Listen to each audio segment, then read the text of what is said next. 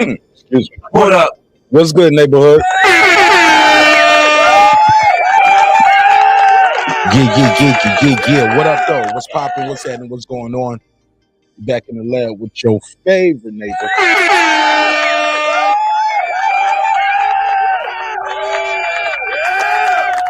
He is I am he. Another great episode of Breaking Beats. How y'all feel? What's the deal? Appreciate y'all giving me the opportunity to entertain y'all this evening. Hopefully you will be thoroughly entertained, and if not, oh well, I'll try again on the next one. All right, man, I got a good show planned for y'all. It is centered around an interview that Floyd Money Mayweather just did on The Pivot. Did y'all see the interview on The Pivot? Oh man, it's a good one. It was a good one. I ain't gonna say it's the best Floyd Mayweather interview, because I have seen better ones. It was a lot of glazing on this one. It's a lot of glazing, but not bad though. I rated about a 7. Floyd is entertaining, man. Floyd is definitely entertaining, man. Had me rolling at certain parts of this interview. And at certain parts of the interview, I was like, damn, man, y'all, no pushback ever? Well, I guess if you give Floyd too much pushback, pause, you might not get another interview. Floyd does take me as one of those guys that you give him a little too much pushback in the interview, be like, hey, I ain't coming better. I ain't doing no interview with you no more. But I thought it was a very interesting interview, and I'm going to break it down, and we're going to chop it up about that as well on this one. But is he hating, though? That's the question of the night. You know I got the timestamps. Ready for you. So we're going to chop it up on that. Shout out to everybody who's here early. Appreciate you. Opinions of Boxing with Alden Johnson. Says, salute to Mr. Nash in the chat. No salute to you, sir. Shout out to PGH Big Dog. That's Pittsburgh. That's my guy, Luther. Uncle Luke, what up? What's popping with you? Jerry the Terrentasker. He said, burritos be out. That's what you...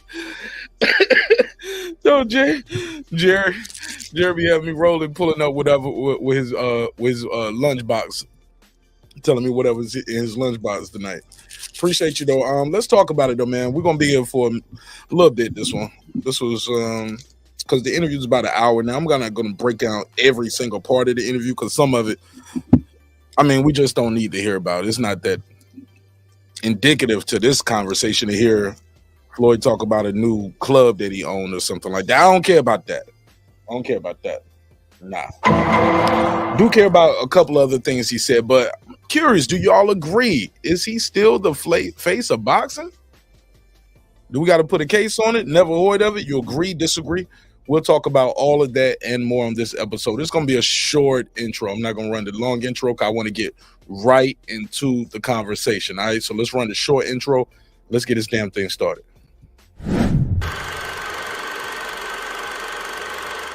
This that squad sound.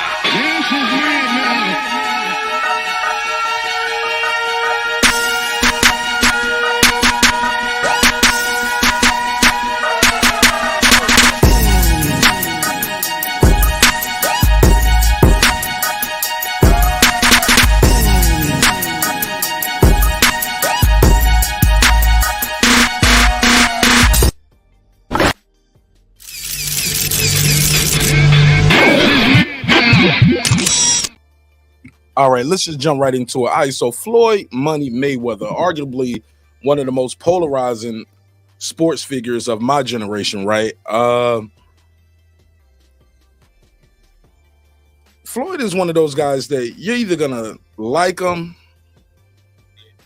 or not like him, depending on what area you're from and what generation you are in and how long you've been watching boxing. Some people don't like the guy. They just like, hey, look, he's too arrogant. Y'all pardon me, I'm sharing the show out. Some people say he's too arrogant, he's vain. Well, guess what, mommy? I heard the same. You heard the name. Yeah, but some people say he's arrogant, he's vain. And then some people say, nah, he has every right to be. Depends on where you at with the sport and how much you study the sport as well. You'll see where you like Floyd. Now, I do know we have some boxing snobs out there. We do have some boxing snobs, and some of us boxing styles to be like, he rubs some of us the wrong way with things that he might say about the past legends, even though he'll come back and say, hey, no, I got love and respect for those legends, blah, blah, blah. They paved the way. Many people are still not feeling Floyd when it comes to what he says about Ali and things like that. When he says, Ali, yeah, I mean, put him in there with Leon Spinks. We put him in there with Spinks with only 7 fights. They wouldn't never let me fight somebody with 7 fights, and he lost. So Floyd has a love-hate relationship with his fan base. But curious about what you guys think. Let me make sure I got this plugged in so we can play the audio. I'm gonna jump right into it.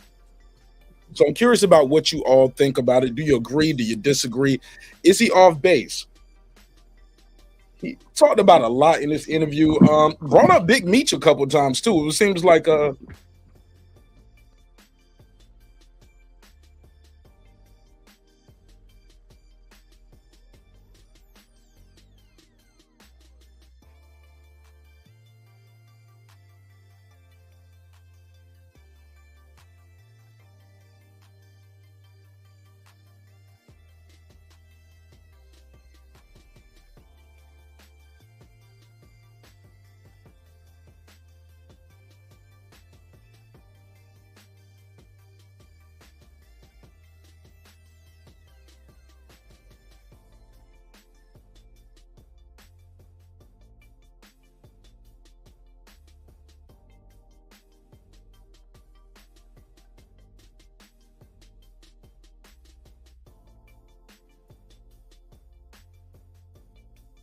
my mic was muted. There we go. All right, so y'all let me know if y'all can hear this. Let me share this. Let me see. Okay, they can't. I don't think I can hear that audio. I got you. I got you. Appreciate that, Heavy. Shout out my guy Tio. Shout out my guy Tio, Heavy Bad Boxing TV. All right, so boom. I got it. Let me grab a couple of these screen grabs real quick, so y'all know what I mean when I say these things, and we're gonna get right into the conversation. But definitely, Floyd has a point on some parts, but then some parts, like I said, it's gonna come across as hating to some people, like, oh, you hating on the new generation. I guess it's all about perspective, but I'm gonna play it, and maybe throughout we'll have a group discussion, and you guys will let me know what you think. Maybe y'all can sway me. So bear with me. Dun, dun, dun, dun. Flip this. I need to delete that. They say I got too much shit over here. Delete. Yeah, I can delete that. Definitely need to delete that. All right. Appreciate your patience. It's a live show, man. It's a live show. No rehearsing my verse, homie. All first verse. All right. So let's play it. I got a couple notes over here over key points that I thought would be interesting to this conversation. So let's take it from there. Let's go to first thing. 6 minutes, 30 seconds in, something happened where Diddy's brought up. And I found this interesting. Floyd was like, nah, I don't want to talk about Diddy. Now, my guy, RC, he's going to say some things about Diddy and the Cassie situation. And I got a little disagreement about that. And I might do a little rant on that because I disagree with him on that. Unpopular opinion, but shit, I ain't here to be everybody's friend. You know what I'm saying? It is what it is. About that. I'm not here to be everybody's friend. Everybody ain't going to like it. Trying to be everybody's friend, you're doing something wrong. He a real G. When I see niggas trying to be everybody's friend, you know what it reminds me of? You ever go to the barbecue? You ever go to a barbecue, somebody cooking out on the grill, right? And they done with the chicken or the ribs or whatever y'all got out there. And then they take it off and then they just dump all the barbecue sauce on it. Just cover it up with barbecue. Pause on this. But they cover it with barbecue sauce, even though you don't do barbecue sauce. Y'all know what I mean. But you pour it all. I feel like you hiding something. What are you trying to cover up? Too much sauce. Way too much sauce. Trying to cover something up. So let's talk about it. Let's play this first clip of the interview and we can respond to it. Well, that's the ultimate goal. Yeah. The ultimate goal is to always put your loved ones, your family members, very happy for his career, Fast forward. proud of him. And eventually, he's going to grow like anybody that's young. When I was He was talking about NBA youngboy, but I don't really care about that. We can fast forward through that. Here we go. Are you impacting him? Like with knowing that, like saying your baby, your grandson, who Yes. we done all played with at the Yes. crib. You know what I'm saying? Yeah. What is y'all relationship like? What's the dynamic between you and him? we talk about investments and just growth, buying forward. business. It's not my job or anyone else's job to go on the internet and stump him. Okay, let me go. Rewind a little bit. Here we go. Diddy and Cassie. Here we go. I'm not going to speak bad about P. Diddy because he's still a black man. He Now, times even like here we go. P. Diddy. I'm not going to speak bad about P. Diddy because he's still a black man. Mistakes happen, and I can't say if it is or it's not a mistake, but things happen in life. And P. Diddy business is P. Diddy business. It's not my job or anyone else's job to go on the internet and stump him and kick a man while he's down. Pause. Now, later on in this interview, he is going to talk about P. Diddy's business. He's going to talk about how he didn't own Ciroc, and he owns what he owns. Mayweather says, I own Good Money whiskey. I own that. P. Diddy, you know, you didn't own Ciroc, so later on when you told Ciroc to do certain things, they told you, nigga, you don't own this shit, you're a worker. So later on, he does talk about his business. Shout out to Major Key Boxing. What up, fam? It's not a mistake, but things happen in life. And P. Diddy business is P. Diddy business. It's not my job or anyone else's job to go on the internet and stump him and kick a man while he's down. My take on it is, it's not my business. I don't think it's right at all. And I don't condone it. Even if that happened to my daughter, I would be hurt. But that's a choice that my daughter made. Okay, then they're going to have a little pushback on this. He said, even if it happened to my daughter. You heard Floyd. He said, even if it happened to my daughter. He's talking about Diddy and Cassie. That's the choice that my daughter made. RC's going to give him a little pushback on that, and Floyd just let it go, but I'm going to counter what RC said. Let's play it. So I don't want to kick nobody while they're down. I think the big thing, because I have girls too, is though. No boys?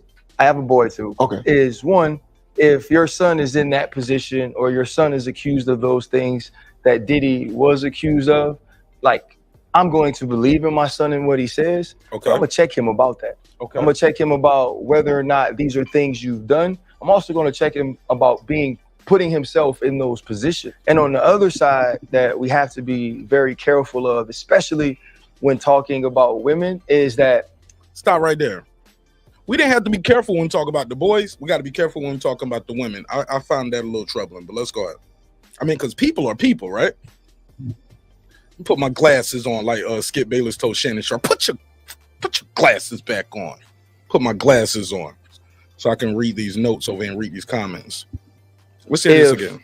Those things are true, right? Mm-hmm. And some of the things are true. Yes. That wasn't a decision they made, right? That's something that was done to them. And I wasn't in those rooms, so I can't cast aspersions on Diddy. So you can't, if you weren't in those rooms, you can't say it was done to them. Do y'all see what I'm saying? Both things can't be true, RC. You can't say it was done to her. I wasn't in those rooms, but that was done to her. And say that he did it or he did do it or he's an evil man or is. What I am saying is, if those things happen to those women, not only is it not right, it's also not their fault. Mm-hmm. We was like 1 month old last. Pause. Okay, then pause right now. I got a little issue with that. And I'll explain.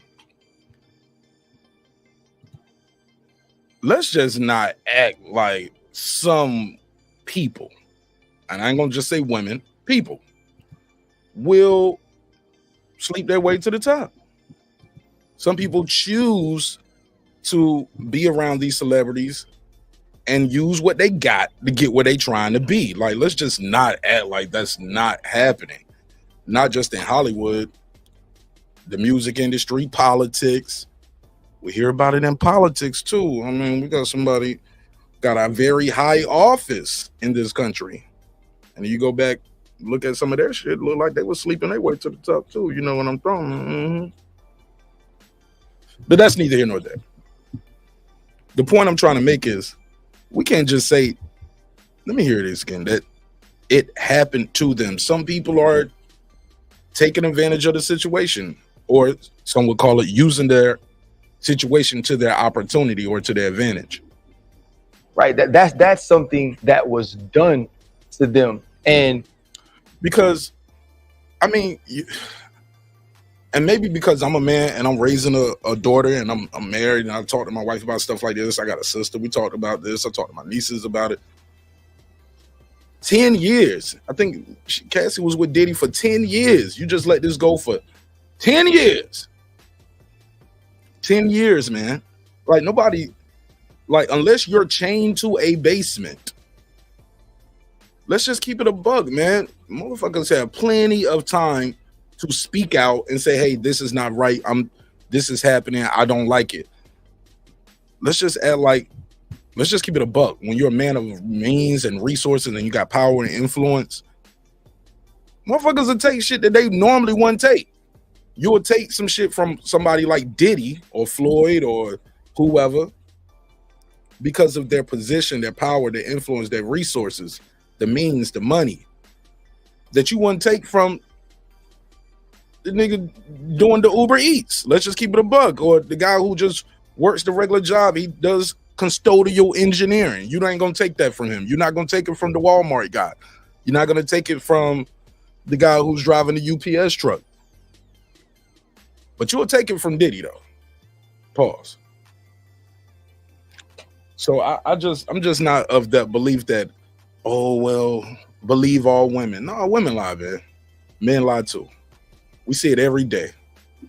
So I just got to call cap on that. I got to call cap on that where if this happened, it happened to her. Man, some of these women are complicit and compliant and a part of it. And these niggas are too. Oh yeah, y'all hear the gay for pay shit. Anybody ever been locked up? Y'all know niggas that was in jail. They was gay while they was in jail. Same thing with the girls. Niggas be gay in jail. Then they want to be straight when they come home. Nah, nigga. Here's what it is. I call it straight down the middle, homie. Balls and strikes. Ain't no cap in my rap. I'm gonna keep it 100 with you on this. Right is right, wrong is wrong, but what's good for the goose is good for the gander. I wasn't in those rooms, so I can't cast aspersions on Diddy and say that he did it or he did do it or he's an evil man or he is. What I am saying is, if those things happen to those women, not only is it not right, it's also not their fault. Mm-hmm. We was like 1 month old last time we was in the set. You came on. Okay, so that's my take on that. Let me go to this next timestamp, 1454. This is Floyd talking about still being the face of boxing. I want to know if you agree or disagree. 14. You want to get on and jog with me? Because I didn't have to be to school. Let me fast forward. 14. Oh, no, but you know what? Let's rewind. Here we go. About right here. This is enough. It's going to lead into it. It's about 20 seconds before. Life, like your grandson, it's crazy to see that, man, that motherfucker be really punching. Like you were that guy that was training, but now, bro, that shit gone. You can't punch nobody in the face no more. No, but you know what? I'm happier now. Because You're happier now not fighting. I'm happier now without fighting. Because I'm able to spend so much time with my daughters and so much time pushing my sons to be great. You know, just a while back, you know, we go through problems in my life too.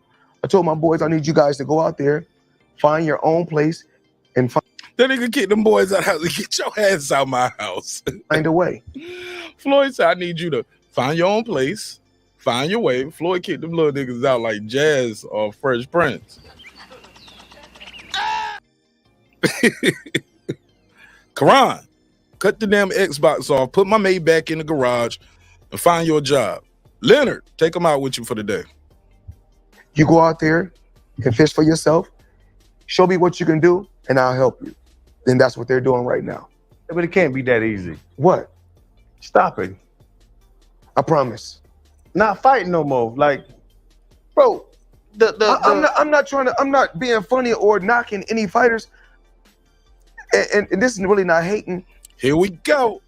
He said it ain't hating. Y'all let me know in the chat. Do y'all think it's hating?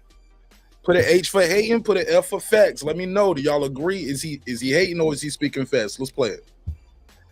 I'm still, even if I don't want to be, they still talk about me every time. I'm not being funny or knocking any fighters.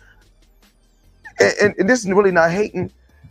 I'm still, even if I don't want to be, they still talk about me every time a fight comes on. So really, I'm really still the face of boxing, even though you have certain individuals that want to throw shots and hate because that comes with the territory. Even you see all these fighters they doing a shoulder roll. You see, I mean, yeah, and not knocking the guys that paved the way. And I want to come on record and say I'm appreciative for guys like Sugar Ray Robinson and Muhammad Ali and Sugar Ray Leonard. So many guys that paved the way for me. But there's only one Floyd Mayweather. These fighters are not better than me. You look at the numbers, they say, oh, Canelo may end up beating more world champions than Floyd Mayweather. Boy, he should. With almost, 80 and 90 fights, he should. Damn. Yo. Yo, Floyd one of the illest. Yo, I ain't even gonna lie. Lisa said she's sick of Floyd. She said, I'm so sick of Floyd. It's funny to me, Lisa. It's entertainment. I beat more world. Here we go. May end up beating more world champions than Floyd Mayweather. Boy, he should. With almost 80 and 90 fights, he should. I beat more world champions than any fighter in history. I'm 50-0, but half of my fights was world title fights. I embrace and love these young fighters. But I feel that a lot of times, young fighters, coaches, managers, oh, you better than Floyd, you better than Floyd. You know why? That's good. That's motivation for the fighter. You can tell him that, but deep in his heart, he don't believe that. When you were not only... Yo. Hold up.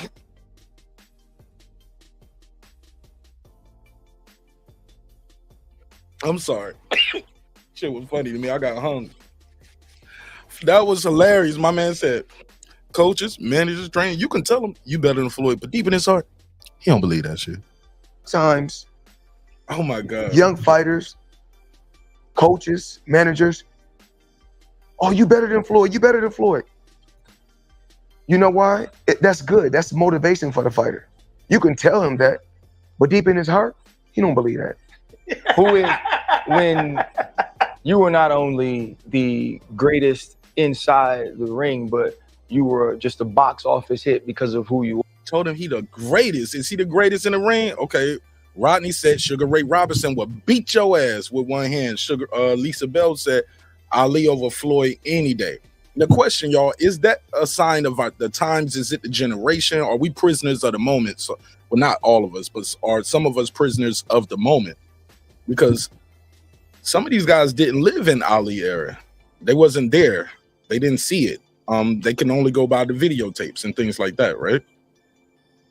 Or we're in Vegas. This is your town. We've now seen F1 in Vegas. We've seen the Super Bowl in Vegas. Clip said, Floyd kind of right. Canelo got more fights than Trump got cases. Jerry said, what up to Lisa? Lisa Bell just said, Rodney, a.k.a. Harrod, what's up, nephew? Clip said, you can tell him that. You can tell him that, but he don't believe it. But does he have a point? Because a lot of times we see guys out here trying to live the Floyd Mayweather lifestyle first before they even get a title fight. You know what I'm saying? Before they even get their first title shot, or even before they even win a title, let alone get a shot. And they out here with the big diamond Cubans and all that stuff and shit. For you know what, you're gonna see them doing security somewhere, struggling. Yes. Hey, look, stealing cars, putting hits out on motherfuckers. So we seen it. And we've seen mega Floyd Mayweather fights. What's the bigger event in Vegas? F1, Super Bowl, or Floyd Mayweather in his prime? I don't know no athlete in history. In history. Watch this. 90 minutes, 750 million. Mm.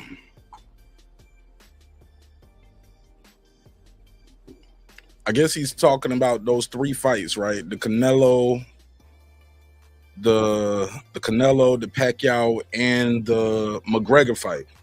Did some crazy numbers for him. You tell me who? Athletically, nobody. Not even close. I don't knock football players. Love football and love basketball more than boxing. That's all we watch in my Watch what he said. He about to sneak this them too. He said, when we betting.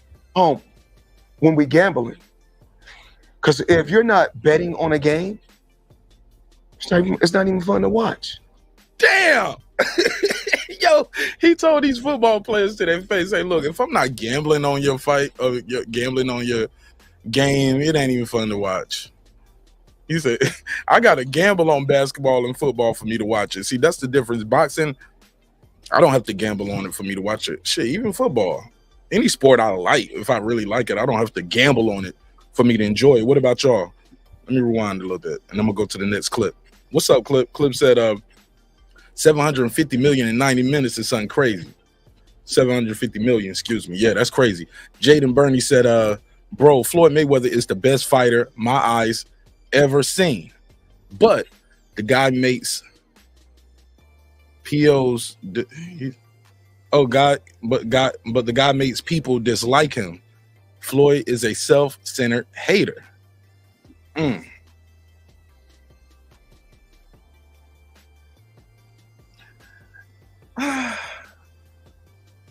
Okay, fair enough. That's your opinion. I'll say this: if he is a little vain and has an ego, he got it honest though, right?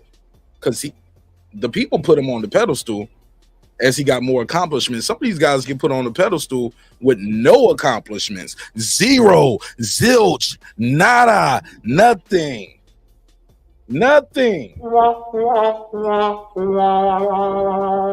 IG and Twitter follows. Let's just keep it a fact, man. Nigga might have a pretty impressive ring. Motherfuckers have a better ring walk than performances. Better. And we at the point now, I've heard fans say this on this show. And y'all know I ain't lying when I say this. We'll talk about a fight or something like that. And they'll tell me, Mark, guess what though, bro? The press conference is going to be amazing. The press conference. Yo, my man, are you crazy? That's where we at with it, though, Bernie. That's where we at with it. Clips, that's where we at with it. Rodney, Lisa, Jerry, y'all know I ain't lying. We are conditioning them that motherfuckers that have a good press conference and a good lead up and a build up. And the fans will be happy with that. Good build up. Good ring walk. Great banter back and forth on stage with those guys. What the bro? Are you gonna buy the fight? Is the fight worth seeing? Is it gonna be entertaining? The actual fight, not the press conference, not the wit back and forth between the two opponents. Shit, you can get Shannon Sharp and Mike Epps or some comedians or Cat Williams to get on stage and do that. It's about the fight, or is it not? I digress. Let's play some more of this shit. More than boxing. That's all we watch in my home when we gambling. Because if you're not betting on a game, it's not even fun to watch. When you're betting on it, you're on the edge of your seat. What these boxers do now, they're boxers. Yeah. They're boxers. I'm a box office. L said it's not 90 minutes. You have to count the months of training camp. Fair enough. The actual performance, though, I guess that's what he means. The actual performance. Because you're right.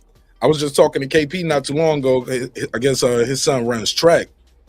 I don't know if what he does for us does he do hurdles or something else too? But I know he runs though, and I don't know. He's not a distance runner, but I don't know the meters type thing. He's like, it's short though. Like his matches be like 10 seconds. You get what I'm saying? So whatever meters that is. And I was like, damn, bro, y'all drove all the way over there. Y'all doing all that training. He was like, 10 seconds, dog. 10 seconds, man. All of these months, 10 seconds. This long ass drive, 10 seconds. Yeah, so yeah, man, performance, but I get you 1,000%. The training camp does count. Rodney said Floyd is just a Hall of Famer. That's all.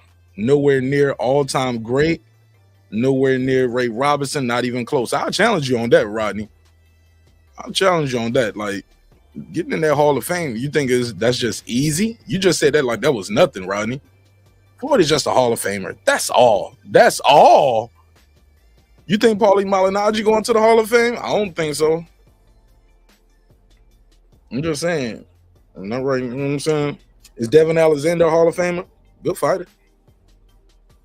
I don't know if he's a Hall of Famer or is going to ever get in. Jalen Love, that's my guy. Can box his ass off. I don't think he's going to the Hall of Fame. I don't see that. I keep going. Hey, look, Tim Bradley beat Pacquiao and Marquez. He didn't get into his fourth and fifth go at it. It's not as easy, man. Because most people walking the earth, unless you got a disability, have 2 hands, 2 feet, 10 fingers, 10 toes, and we can't go in there and be a 5-division world champion.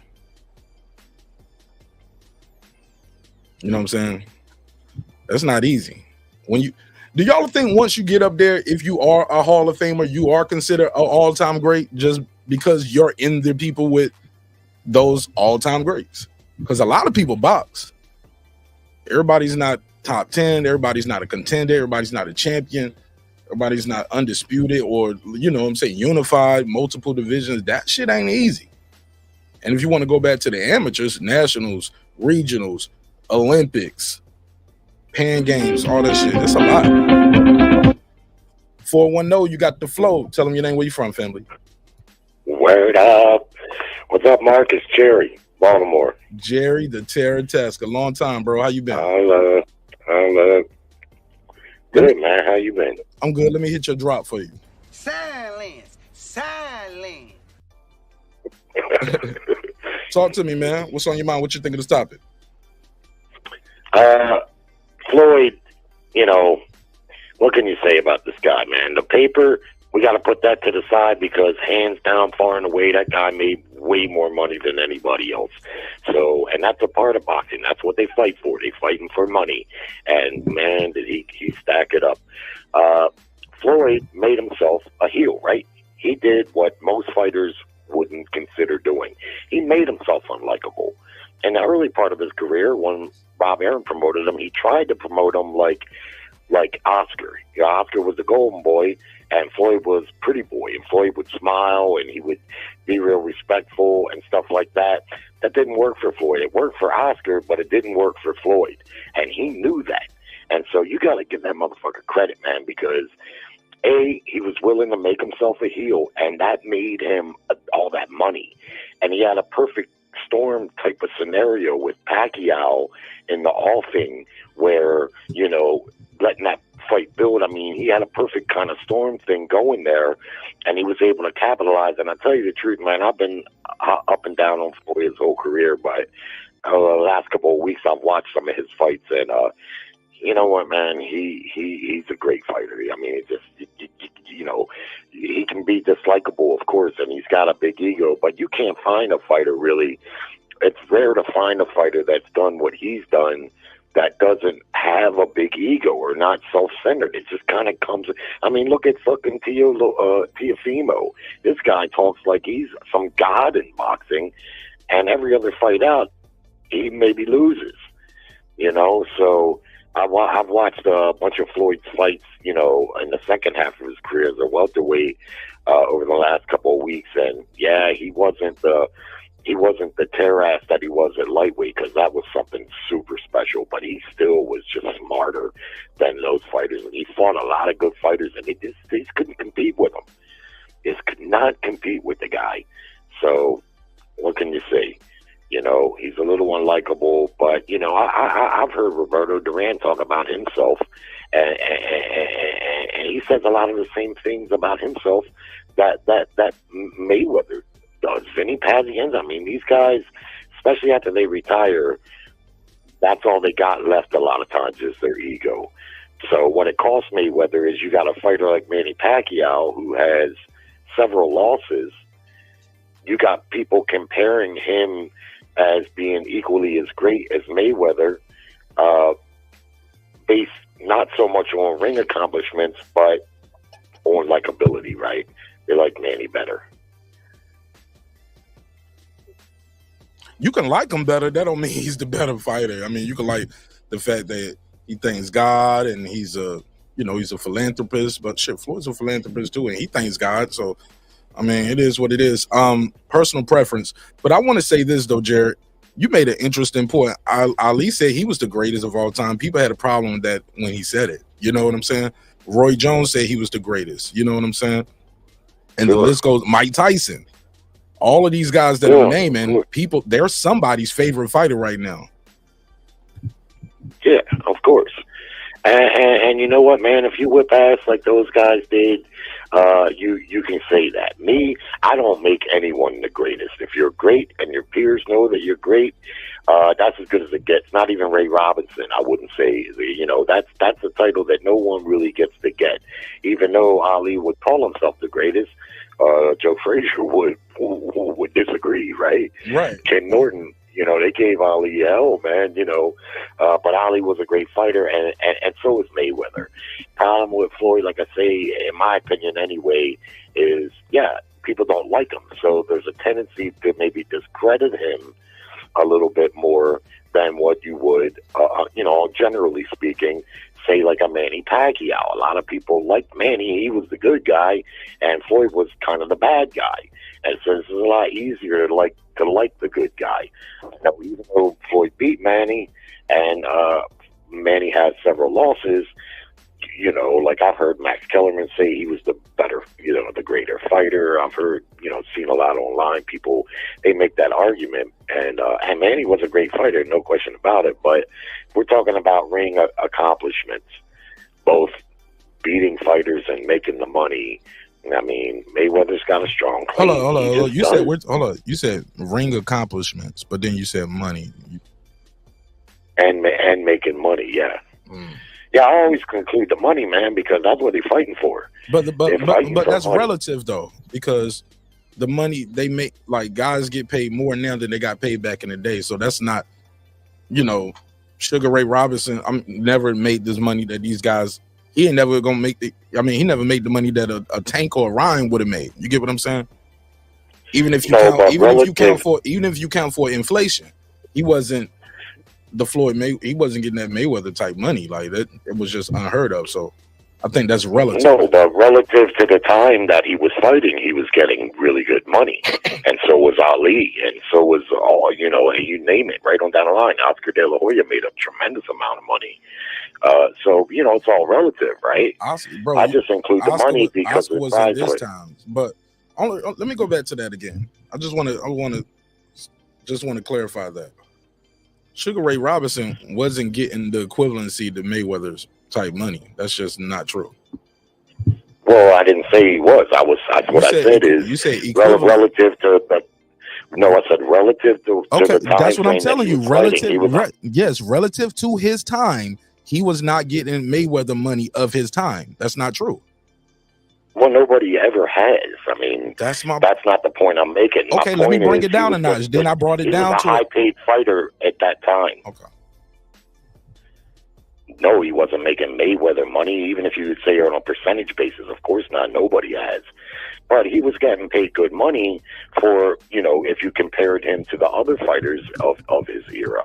He was a big attraction. Fair enough. You know, for that time. That's all I'm saying. But yeah, I always include the money, man, because that's what they're fighting for. You know, the titles, I've seen Mayweather sitting in his house. He got a whole wall full of belts behind him. The guy said, "What are all these belts?" He said, "Yeah, they're good for collecting dust." You know, I got to include the money, but the ring accomplishments are first. And as much as Floyd can be dislikable at times, And I don't know if anyone's ever had a better career than him. You know, retiring 50-0, all that money, and he fought everybody, man. That you know, people might say Margarito. That wasn't it. You know, come on, man. He fought everybody he needed to fight, and the guys just couldn't compete with him. In the second half, after he fought Oscar, the stakes got real high, and he didn't take as many chances. That's the difference between Floyd at lightweight and Floyd at welterweight, is when he was in the proving grounds, he was a much more offensive fighter that would take chances, and he was a fucking maybe the best I've ever seen, because he wasn't going to outbox you. He was going to whip your ass, too. In the second half, when the stakes got high, yeah, he didn't take as many chances, but still, the fighters, they couldn't do much with him. They couldn't outthink him. Now, I watched him fight Cotto. Cotto was a damn good fighter, a Hall of Famer, easy. And Cotto he couldn't do nothing with him. Manny Pacquiao, I mean, Floyd played it safe in that fight, in my estimation, and it was a little disappointing because it was such a hyped-up fight. But Manny, for all the ass that he whipped with all those wild angles and punching and flurries, he really couldn't do. And then, of course, you take Canelo, and he shut Canelo all the way down, just all the way down. It was a fight. Canelo didn't win one round of that fight, you know. So I don't know, you know. He's got an argument, you know. Comparing him to Ray Leonard and stuff like that, I mean, that's something that people do, and it's fun to do, I guess. But how can we really do that, you know? We wouldn't know, you know, who would win those fights. But in my opinion, he competes with anybody. For sure. All right. Yes, sir. All right. Well, you're more than welcome to call back anytime. I'm going to play my next clip of this interview, and you're more than welcome to call back anytime. What was you about to say? I'll let you go. No, I was going to say it's good talking to you, man. Man, it's good to be back, man. It's good to be back, man. All right. Good to have you back. My man. I'm going to jump back in the chat. All right, peace. All right, shout out to Jay. Good call. All right. It's a conversation. I put a survey in the chat. I got a survey in the chat asking y'all, who is the face of boxing? Do you agree with Floyd? Some people saying yes, it's Floyd. Is it Canelo? Is it Tank? Somebody told me I should have put Jake Paul up there, but I'm like, come on, fam. Come on now. Not going to do that. Trying to have a serious box conversation. Some people got Crawford. Crawford is Canelo about neck and neck on this survey right here, but it's still early. All right, let's play this next part. We get to this point in the interview. They ask him about this Manny Pacquiao fight. Now, as I told y'all, if you go to many sportsbook sites, you will see that he is scheduled to face Manny Pacquiao on the 29th.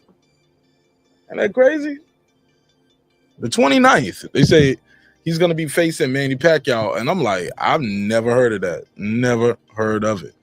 Never heard of it. So I don't know how that's going to work. No announcement. But he goes into it and he says, hey, basically Manny Pacquiao cost them people some money because he wasn't supposed to say that. Let's play that part. Yeah. There's a difference. These fighters, they get in the bag when they go over the. Oh yeah, and he started talking about Saudi Arabia. Listen to what he said. Listen to what he's about to say about Saudi Arabia. Yeah, they get in the bag, but you know when I go, I'm gonna get okay. See, what these boxers do now? They're boxers. Yeah. They're boxers. I'm a box office. Yeah. There's a difference. These fighters, they get in the bag when they go over to Saudi Arabia. Yeah. I'm not gonna lie, they're getting great money, not good money, great money. So of course they want to see Floyd Mayweather in the exhibition, and you already know what the payday gonna be. So you talk about exhibition. It was some rumors or something. All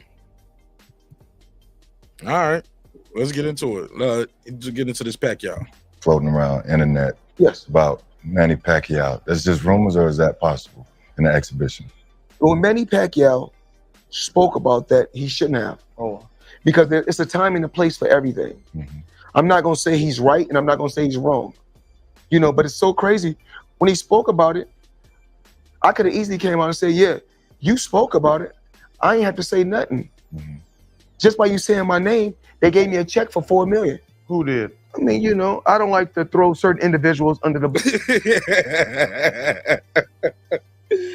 Yo, he said just because you said it out, you speaking out of turn, dog. You don't get to make no announcements. And man, pay me using my name and likeness. I ain't agreed to this shit yet. Of course, they want to see Floyd Mayweather in the exhibition.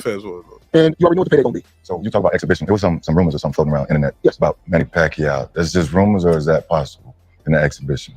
When Manny Pacquiao spoke about that, he shouldn't have. Because it's a time and a place for everything. Mm-hmm. I'm not gonna say he's right, and I'm not gonna say he's wrong. You know, but it's so crazy. When he spoke about it, I could have easily came out and said, yeah, you spoke about it. I ain't have to say nothing. Mm-hmm. Just by you saying my name, they gave me a check for $4 million. Who did? I mean, you know, I don't like to throw certain individuals under the bus because we don't do that. Why they gave you $4 million for saying your name? He said my name when he didn't supposed to. Remember, I said it's a time and a place for any and everything. Yeah. He said my name, and I said, you know, you in the wrong. Remember, I want you guys to go check out Manny Pacquiao. When he got upset a few times, when he said, "Oh, Floyd, you using my name, But remember, he got famous because they said this could be the guy that could possibly dethrone the king. Did it happen? Absolutely not. Mm-hmm. Was he easy? Absolutely. It wasn't easy. Okay, so 10 rounds to 2 ain't easy? It was. Damn, do y'all think Floyd beat Manny Pacquiao easy? He said it was easy. Floyd was on his toes in that shit, man. His pops even told him at one point, he said, man, you fighting scared. You know they favoring him. His dad kept imploring him like, bro, step to this dude. Push him back, step to him. Let your hands go. Floyd wasn't letting his hands go. Shit, someone say he had his performance like Shakur Stevens had not too long ago. Put a case on it. But he got the victory. If he lost every other fight, man, he had to win that one.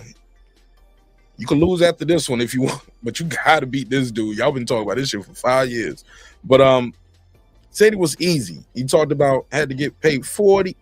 They had to pay him $4 million for that. Let's play some more of this. It was a good fight. Like, yeah. 10 rounds to 2 is not easy. It was the first time I saw somebody catch you. No. Shane called me and all he did was make me mad. And you see what I do when I get mad? Can I ask you? Yeah. Yo, Floyd be talking some shit, yo. I ain't gonna lie. Love him or loathe him. You can love him or loathe him, man. This guy is entertainment to me. It's funny as hell. He said, you see what I do when I get mad? I take my game up. I do want to ask a question about that, though. When you become a fan of a fighter, you start to live and die with their fights. Yes. And I had never seen that happen to you. And what I always loved about you was how pure you were to the sport, to the profession. Yes. The defense, right? The check hooks, like everything you had, you know, the pullback, like all of that. And when he hit you, I was like, I had never seen it. You look, and you could correct, you looked like you were almost embarrassed sitting on the stool, in the sense of, like, I truly, because I had just never seen it. Mm-hmm. What was the emotion in between that round? Because after that, you picked him apart and almost seemed like, why wasn't he doing this the whole fight? So let me kind of explain to everybody. Okay, Floyd is going to explain why Shane caught him with that shot and why it looked the way it looked. But damn, man. I thought he was going to Shane that whole round at the beginning. I mean, the first round, even that second round up until that point when Shane caught him, even right after Shane caught him the second time, Floyd clinched, got himself together and start closing, you know, walking towards Shane, like smothering the shots. You know what I'm saying? Like, I'm not going to let you have that mid-range. I'm going to get inside on you till I get myself together. But I ain't going to just back up and let you well away neither. Thought it was a brilliant display right there. He played possum. He was still hurt. But he was like, he knew not to stand at mid-range and knew not to just stay on the ropes and let Shane well away on his ass because he's going to get caught with something else. He smothered that shit. Stepped in, high guard, smothered Shane, tied him up, worked on the inside, little body shots, and was got right back on Shane ass until the round ended, I thought. But let's play some more of it. What happened? This is what happened. Remember, I had took a lot of time off, and I came back after the Ricky Hatton fight. Mm-hmm. Took a little break, fought Marquez. Yep. I didn't get hit with no shots in the Marquez fight. Yep. So now you look and say, what, 3.5 years? I haven't really been hit with small gloves. I box in the gym, 16-ounce gloves, sometimes 14-ounce. But I didn't get hit with no 8-ounce gloves. So finally, he hit me, boom, and I ain't been hit in 3.5 years. So if you ain't been hit with some 8-ounce gloves in 3.5 years, you're like, oh shit. So he hit me. Was I embarrassed? Absolutely not. That come with the territory. The same way you dish it out, you got to be able to take it. Right. I mean, you can't play in the mud and don't think you're not gonna get dirty. It was twice in the same round. Yes. Twice in the same round. Yes. And so the way you fought the rest of the fight, like you talked about being angry. When you walk into the arena, was it just a job for you then? Because you could see a definite change in the way you started fighting. Like it went from this is what I do for a living and I'm trying to make this money to where it got embarrassing for Sugar Shane Mosley. Like the way you dominated. You, and you. Great athletes. We the great ones. When you're a great one, you can make an adjustment. Right. And that's one thing about Floyd Mayweather. He can make adjustments. And that's what makes me different from any other fighter. Now we're gonna get back. Now we getting back to the lead topic again, because now it's gonna sound like some would say he could have chose better words of what he said, but shit, if he meant what he said and he said what he said, then damn it, he said it. But let's play, because Ron's gonna ask him about Terence Crawford and Tank, and this is what he responded with. Let's play it. I don't get rattled. Come with the territory. When I go back and look at it, I don't say, oh, if somebody playing to fight one of my guys is we watching the fight or he playing the Shane Mosley, I don't be like, don't put that fight on. It don't matter. Right. It's all about results. Yeah. Results in the ring and out the ring. In the ring, I'm a winner. Out the ring, I'm a winner. When you look at the young fighters of today, yes, we're starting to get some of the fights we want to see again. You know, when you were boxing, the boxing world was, okay, who is Floyd fighting next, right? We were waiting for the next All Access. You just say Floyd Mayweather had the whole game on lock. But you did though, yes, right? And so, but yeah. It's almost like boxing is waiting on that next one, but it's never going to be one person that could take the mantle that you had. And so now it's the Tanks and it's the Buds and all those. Do you see anybody that can do that? Do you know why? I would love for you to explain why. Charisma, articulate, flashiness. You have to know when to turn it on and when to turn it off. And you have to take chances to become a household name. I didn't mind going to WWE. I didn't mind going on Dancing with the Stars. I seen a bigger picture. You know, you got to realize when I look at all these boxers, they're in black and white. I'm the only one in color. That's the difference. Damn. Did you teach people that? What? Could you teach people what you just said? Could you take a boxer? Could you make the next Floyd Mayweather? Because you revolutionized the shit. Like you were talking about Tyson, Muhammad Ali, all them. Could you teach somebody how to be Floyd? I don't like to talk bad about those guys because my thing is I embrace the young kids that's coming up, but the older champions, I embrace them and love them and talk good about them, but a lot of them hate me. And the young fighters today, I embrace them, push them, want them to be great, talk good about me, but the same girls he get, I can get. Hold on, say that again. He said, what? I'm real smart up here. So when you're young, he said, embrace them, talk good about me. Did he just say that?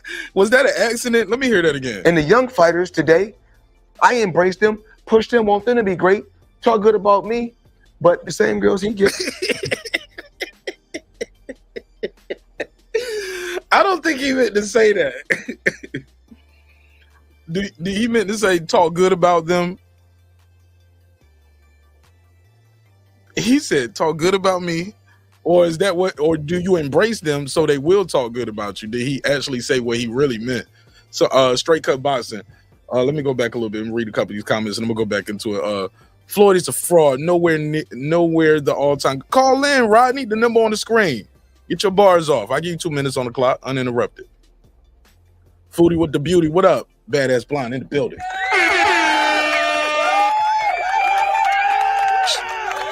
Foodie said like, share, and subscribe. I couldn't agree more. Shout out to Food Revolution. Straight Cut Boxing. He says, everyone can see why your subscriber base is low. Looks like you have a bunch of Floyd, Tank, and PBC fans. Hey, man, I appreciate it, man. How many subscribers you got? Appreciate you, though, but it ain't about the subscriber count, man. You here. You had to subscribe to tell me that. So I appreciate you being here. Thank you so much for your time and your energy. You could have been anywhere else on YouTube, but you found me and you're here. You found me. I didn't find you. But I appreciate you, though. It's all love. It's all love. And there's nothing wrong. What's wrong with liking? And I support. I've had guys up here on the show from the Zone and from Top Rank. Yeah, it's all good. It's not. This is a non-denominational channel. You can be a fan of whatever network you want to. This is not a network show, but it's all good. Appreciate you though. Jaden Burney said, bro, Floyd and Trump are like brothers from another mother. They got an excuse and a combat answer for every downtime in their life. What you mean? What you mean? Trump fighting some cases. Floyd just talking about his boxing career. I'm trying to get the correlation, but it's all good though. You entitled to your opinion. KTB said, favorite Floyd quote in life, whatever you dish out, be prepared to take it back for sure. That's me talking to Foodie. Let me fast forward. Yeah, right. TKB, you caught that too, right? Foodie said he said what he said. You heard it too. Straight Cut Boxing said, whoa. All right. I can get. I'm real smart up here. And then this nigga start talking about fucking bitches. Like, and the young fighters today, weird. I embrace them, push them on them. But I want to go back. I embrace them and love them and talk good about them. But a lot of them hate me. And the young fighters today, I embrace them, push them, want them to be great, talk good about me. But the same girls he get, I can get. And then it went somewhere else. Did they cut that? Is that a bad edit? Because then he started talking about fucking bitches. Watch this. I'm real smart up here. So when you're young, all you think about is fucking. Oh yeah, I want to get on top. I want to fuck her, right? I don't just got to fuck her physical. I got to fuck her mentally. Show her how to become an entrepreneur. So when she like, oh, they're like, yo, why these young girls like Floyd? You know, I'm a teacher. You know, if you one of my guys that run around with me and hang out with me, my job is to help you. Yeah, I'm with Floyd, getting a check. I get a check from Floyd, but I want to push you. Have your own business while you traveling the world with me, and we laughing, we kicking, and we joking. You got a company where you're making money also. So it's okay, yeah. You're just on a long tangent, like he does. Floyd will filibuster a conversation and then it comes back to him. But this time he came back to fucking bitches and he's like, yeah, I can get the same girls he get. So he's saying the young fighters don't like him because it sounds like he's saying I can fuck their bitch, respectfully. So if you ain't been hit with some 8-ounce gloves. But I want to go back to what he said about the next face of boxing. Do you all agree with him? Is he right on this part? Now, granted, is he a little all over the place? Yes. But sometimes those be the best interviews when you just let them go. Living and I'm trying to make this money to where it got embarrassing for Sugar Shane. Fast forward. I don't get rattled. Of today. Yes. We're okay, here we go. And I like it. Hey, look, because dude asked, the question was, can you make the next guy do what you doing, bro? Like, is it going to end with you? Can you guide the new generation? And then Floyd just went on to, man, the old fighters hate on me. The young fighters, I try to embrace them, talk good about me. And then, you know, I can fuck they bitch, and, you know, and I can fuck her more than just get on top of her and fucking, like, I can build her up. It's like, yo, Floyd sound like a nigga that's like, yo, basically, I can trick off on your chick. And that's why these young fighters don't like me. Because I can get that girl, and instead of me just fucking her like you doing, she know I'm gonna put her on. I'm gonna get her that nail salon or that weave shop or whatever. I don't know. That's how I interpreted that. Y'all let me know if I'm tripping. That almost sounded verbatim. That Shane Mosley. I don't be like, don't put that fight of today. Yes. We're starting to get some of the fights we want to see again. You know, when you were boxing, the boxing world was, okay, who is Floyd fighting next, right? We were waiting for the next All Access.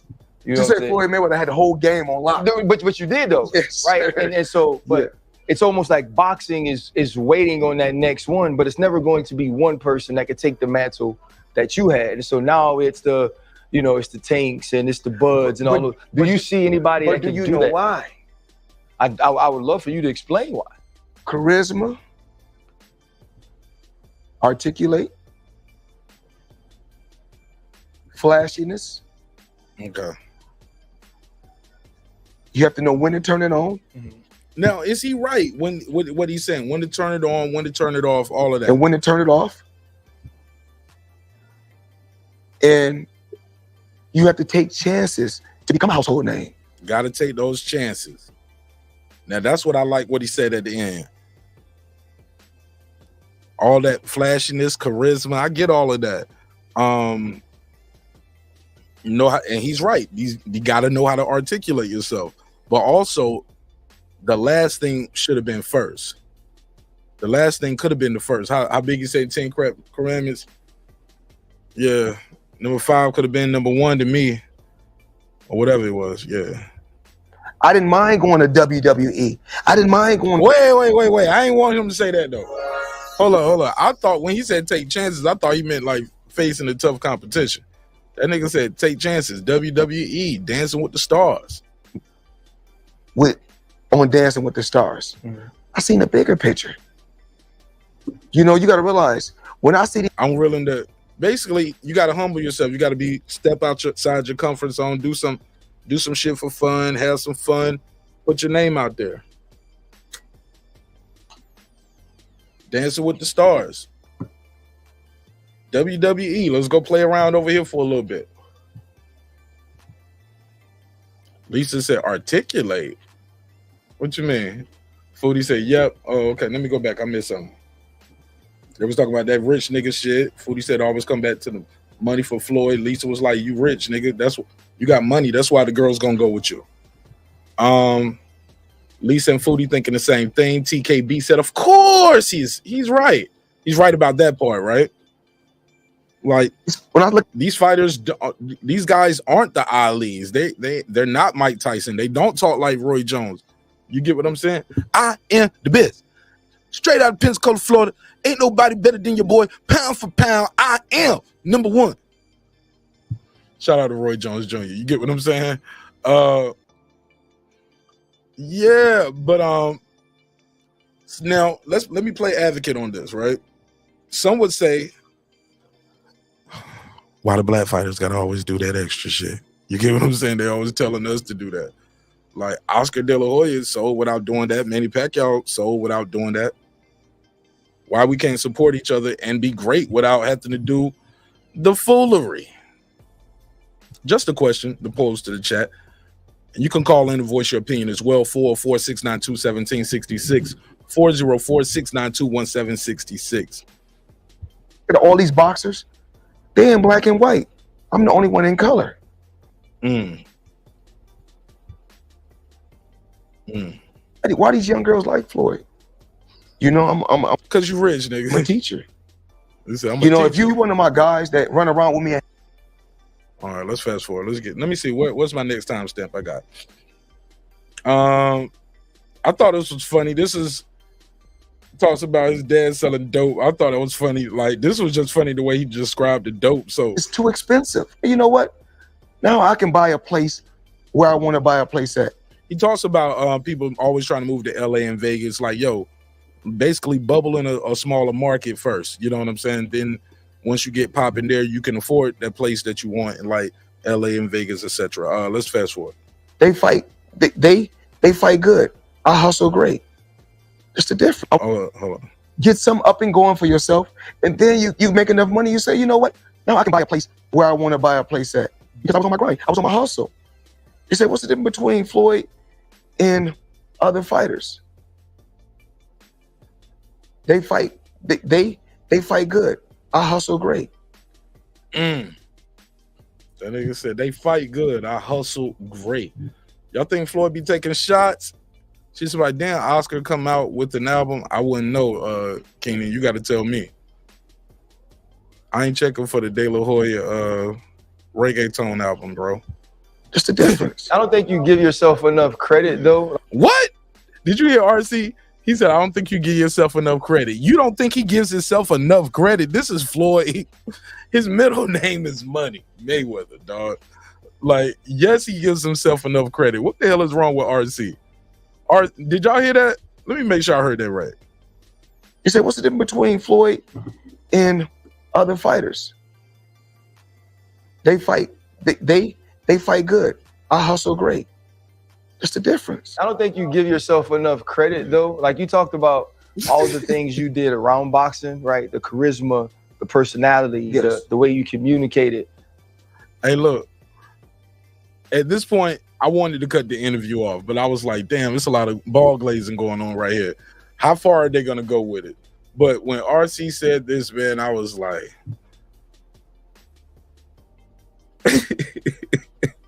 I don't know who had the softer interview, Tucker Carlson and Putin or the Pivot and Floyd. You also always won. That's the biggest thing. You could say whatever you want, but if you went inside the ring and you weren't the best in the world, people aren't paying, which eventually got to be, people used to pay to see you lose. Like, there were people who hated you so much because you were so good and you did talk about it and you did have the charisma that they was paying that pay-per-view to see if somebody could touch you. The thing is this, and the people in the world need to know this. What happened was, I was a black kid from the ghetto with a father who taught me a skill, and my dad hustled because his career didn't go right. So my dad took chances and hustled. He hustled.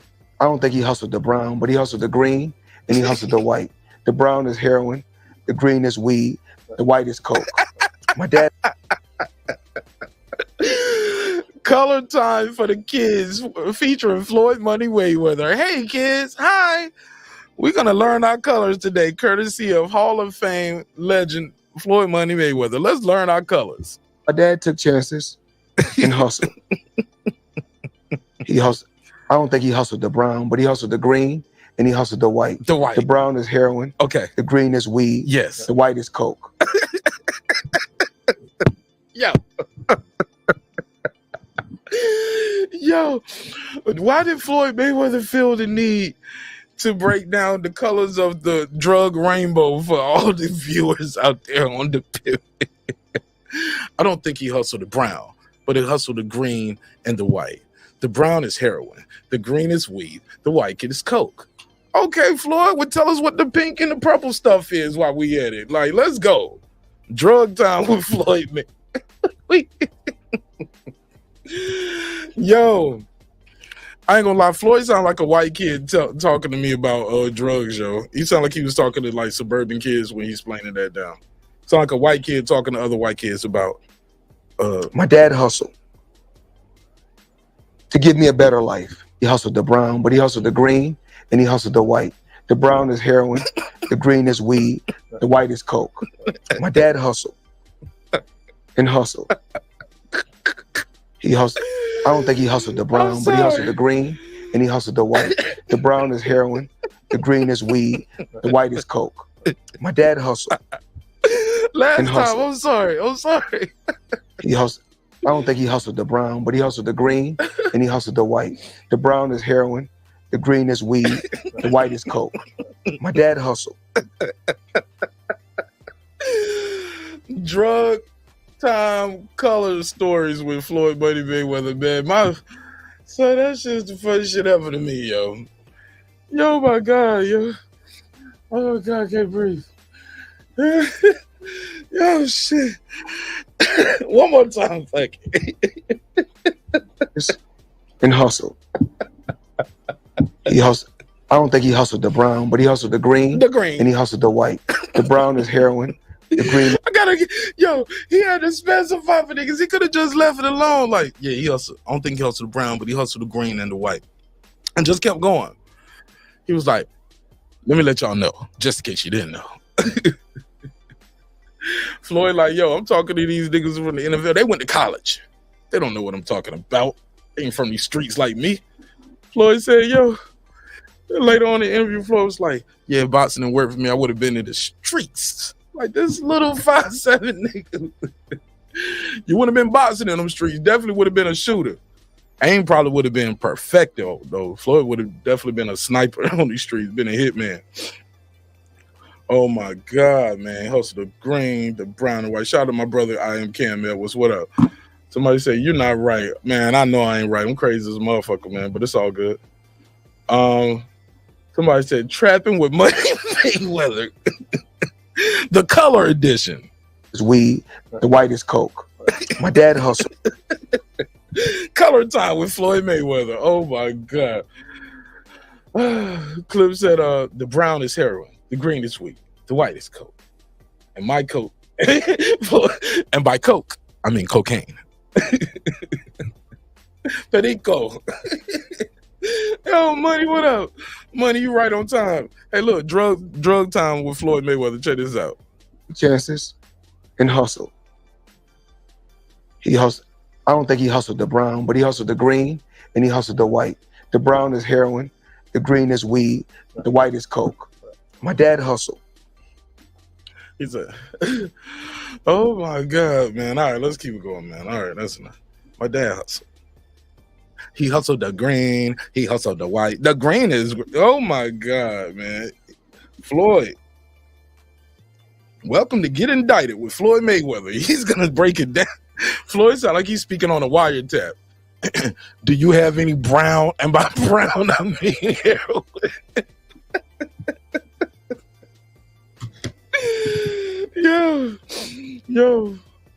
Yo, Floyd, that nigga coming in.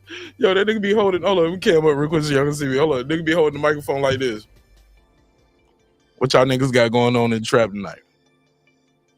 Anybody got any brown? Y'all ain't got no white, and by white, I mean coke. Any green? Any weed by green? I mean, so no brown heroin. No, yo, niggas gonna be looking at this nigga like this. Good. This your man? I know he say he a boxer and all, but this nigga gonna have to dodge this bullet, nigga. Any green? By green, I mean weed. Don't listen to Floyd Mayweather and go to y'all next drug deal naming them by the colors, bro. Don't do that shit. You're gonna make everybody in the trap a little uncomfortable. All right, let me play some. Phone lines are open 44692-1766, 44692-1766. Call in, voice your opinion. I'll put you right in the mix. All right, let me play some more of this. Where we at with it? Okay, Ghetto Kid, boom, boom, boom. Now, I don't know how we got here to this BMF shit, but he said something earlier, but I like what he went with it because he also talked about his stance on the Jewish situation, compared Don King to Bob Arum, but let me see where we at with it. I think I might have missed something in between here. To give me a better life, and I love him for that. Yeah. Once my career starts, my dad leave me and go to prison. We know that story. Go to the Olympic Games. We know that story. Work harder, much harder than the rest of the other fighters that was on my team. He said, I worked harder than all of them niggas. not being able to be who I really want to be. I want to be flashy. I want to be flamboyant. Hold on, rewind. So, with my dad going to prison, got BMF story. Oh, love Big Me, who I really want to. Because he brings the beat. This was the first time he brought it up. Okay, so he brought Big Meech up in BMF randomly right here. Let's play that. I want to be flashy. I want to be flamboyant. I want to be proud to say I come from nothing, and look what I got. I don't want to brag. I didn't want to be like BMF. Oh shit. I don't want to brag about getting illegal money and glorify getting illegal money. Even though I love the BMF story, love Big Meech, love Big T, but that's not me. What I'm proud about is coming from nothing to something and earning it the hard way, from the bottom. I didn't want to be no blue collar worker. I wanted to kick ass, travel the world, make money, love my family, and invest. Talk to me. Like, hey, look, then he cue the nigga. Okay, I'm done talking. Ask me some more questions. Floyd just holding court. All right, so let me fast forward. So, like, I think it was about 33 minutes. So let me fast forward. I think I got only, how many more timestamps? I only got one more after this one. Yeah.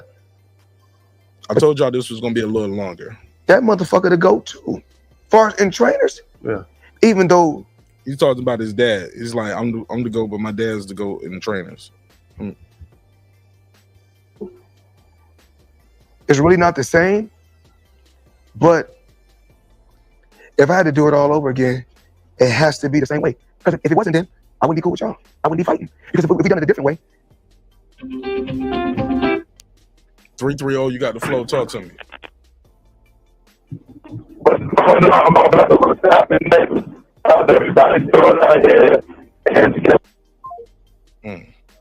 I would have went to the street.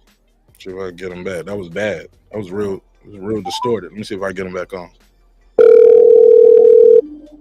Hello, can you hear me? Nah, it's super staticky. I don't know what line you're on. You on a Bluetooth or something? Oh, yeah.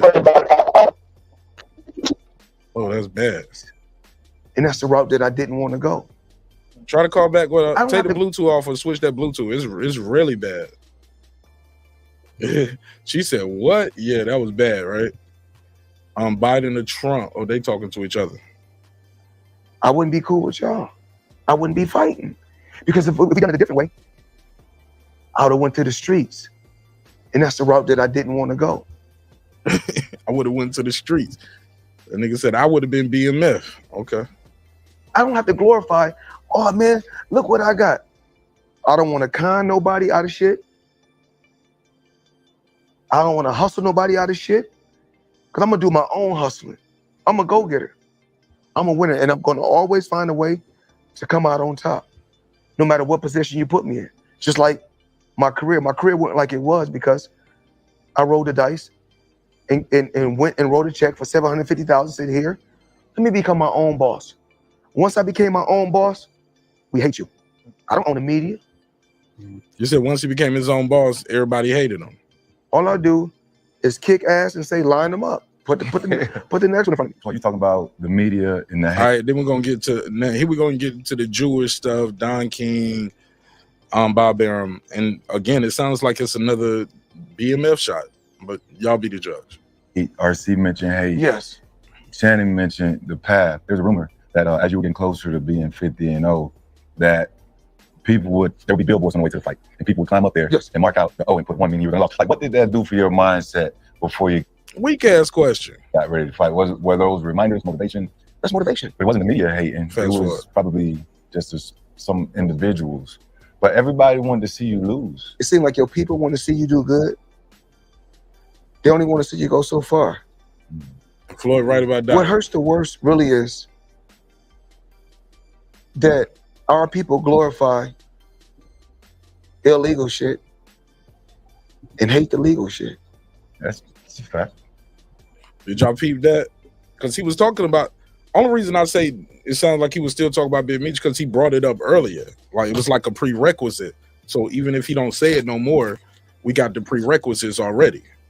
Anybody went to college understand that? No. It's something that you do in the literature right there. I say it once and I don't have to say it no more. You already know what I'm talking about. It's a term for that. Forgot. Damn. I will come and do your show every year. I mean, you guys both rocking with Kelly Swanson, so that makes sense. Let me fast forward 33. Boom, boom, boom. Let's fast forward to this last for level. free. Don't want. It's still different from Don King. Here we go. Do interviews. Right. But to do something with my people, y'all couldn't pay me no money. I come here for free. That's how I am. Yeah. It's still different from Don King. They hated Don King. But Don King was no different from Bob Arum. He was just a black promoter. He's a Jewish promoter. I think that's something we say a lot of times on this show too. Like, yo, y'all get mad at homie. Y'all get mad at Floyd for certain things he do. but they didn't get mad at Oscar for it, or you get mad at Don King for certain things. But a lot of times you learn the business from your contemporaries, like Bob Arum, who've been around a lot longer than you. And it's the truth. I'm gonna ride or die with my people first. But do I fuck with the Jewish community? Absolutely. We work together. And people got upset. Oh, Floyd, why you posting this and why you posting that? Last time I checked, it's Floyd Mayweather social media page. Last time I checked, we was in America. Freedom of speech. So is it really freedom of speech? Everything is about control. Everybody want to control somebody. Me, I'm not gonna be controlled, and I don't want to control nobody. I just want to do me and live my life. You mentioned loss, and you said real men cry when we were talking about the Olympics. Okay. And then I think I got one more clip. Yeah, that was still part of the first clip. So it's right here at the end, 45-54. I think that's it. They're gonna talk to him about losing somebody in his team, his personal assistants. It's a pretty sad moment. He actually cries, and a couple people look like they was fake crying. I ain't gonna lie. Ryan and Channing Crowder looked like they was fake crying a little bit, but that's neither here nor there. But Floyd definitely had some tears running. That was my big brother when I played, and he ended up dying. And it's like, let me fast forward. I hate when niggas just want to relate to you on everything. Sometimes you ain't got to relate to me on everything, dog. You could just let me say my part and then we keep moving. Niggas always want to tell you how they can relate.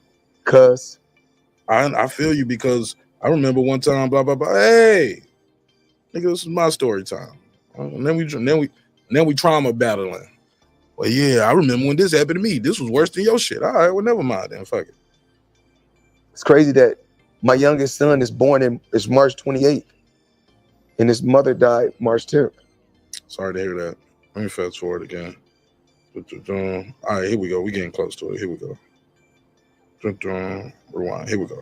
Make you think about your mortality, bogged down in living life, and for you, for sure, trying to excel at everything. Do those moments ever make you think about your mortality too? Right, you're 50-0, the greatest boxer that's ever lived. Allegedly, debatable. And eventually, you aged out of boxing. But you know what I want y'all really to do? I really want you guys to really. He was talking to Floyd about his mortality. Now look where my boy Floyd take. Floyd the coat. Just do your homework and look at really the shit that I did in the sport. Nobody has beat 16 fucking world champions in a row. In today's time, can it be done? Absolutely. Everybody is a champion. You got 18 belts. Everybody's a fucking champion now. A fighter can lose. Back in the day, when I was fighting, you lose, you got to start back from the bottom. Now you lose, you fight for a title in your next fight. Fandora. I mean, he's not lying. Fandora got knocked out. Next fight, fighting for a title. I'm just saying. That's crazy. Everybody's a fucking champion now. A fighter can lose. Days time. Can it be done? Absolutely. Everybody is a champion. You got 18 belts. Everybody's a fucking champion now. A fighter can lose. Back in the day, when I was fighting, you lose, you got to start back from the bottom. Now you lose, you fight for a title in your next fight. It's nothing to be a champion in this era. But don't you? Wow. Mic drop. My boy Cam said, put a case on Floyd being the GOAT. Okay. Are you for or against it? You pro or con, Cam? He said that's PBC home cooking, though. Same way Pitbull gets to jump to 140 and get a title shot. But it's not just PBC, man. Like, because that's not just PBC. Because if Ngannou, that Ngannou fight with Joshua, they said, first of all, how did he even get a Tyson Fury fight, title or not? He got to fight Tyson Fury. But keep in mind, in that Joshua fight, they say the winner of that fight is going to get a shot at the winner of Undisputed. That's not just PBC though. So It happens. It happens. Cam said the shade. Floyd's Foodie said big case. When y'all pro or against it that him being the GOAT? He said against. He said the GOAT resides in Omaha. Let's go. I ain't mad at it.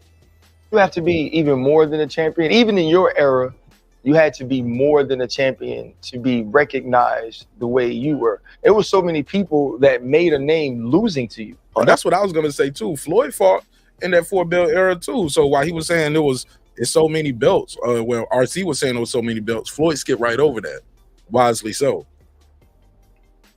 Because it's a picture of Floyd out there where he got on 7 WBC belts. You know what I'm saying? He got every belt he won from everybody. But he has a lot of belts in damn self though. So, but he did fight in the 4-belt era. It wasn't undisputed though. Wasn't undisputed. Absolutely. You know, like just getting opportunity to share that spotlight, they carried that on throughout their career. And this is probably a question I know nobody cares about. You mentioned that people don't have what you have.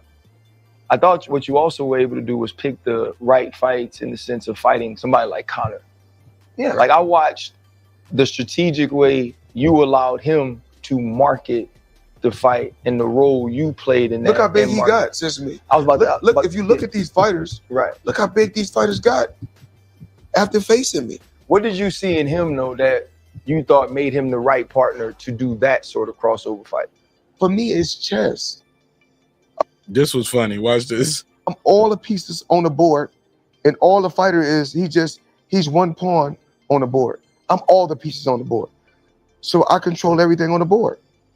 Remember, I control the popcorn, I control the soda, I control the liquor, I control the seats, I control what goes on the mat, I control the pay-per-view. Referee and judges. Why he should have just said, I control the referee and the judges. You might as well say that too, right? Yeah. When you competing against Floyd Mayweather, all you got to do is put your stuff on and show up. He might as well said, I control the referee and the judges too, right? That was kind of bold. She said, why it looked like he had on the Gucci Kid shirt.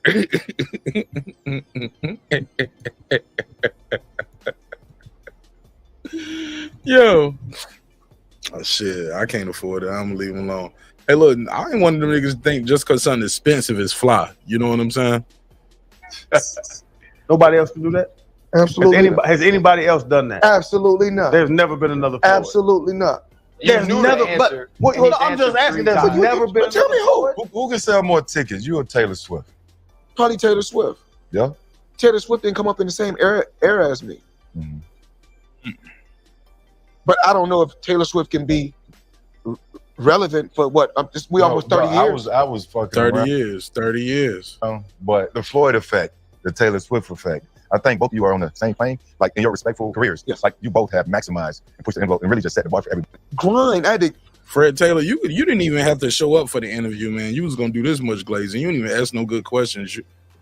All you did was just gave compliments and asked corny shit like that. You could have just mailed that one in, bro.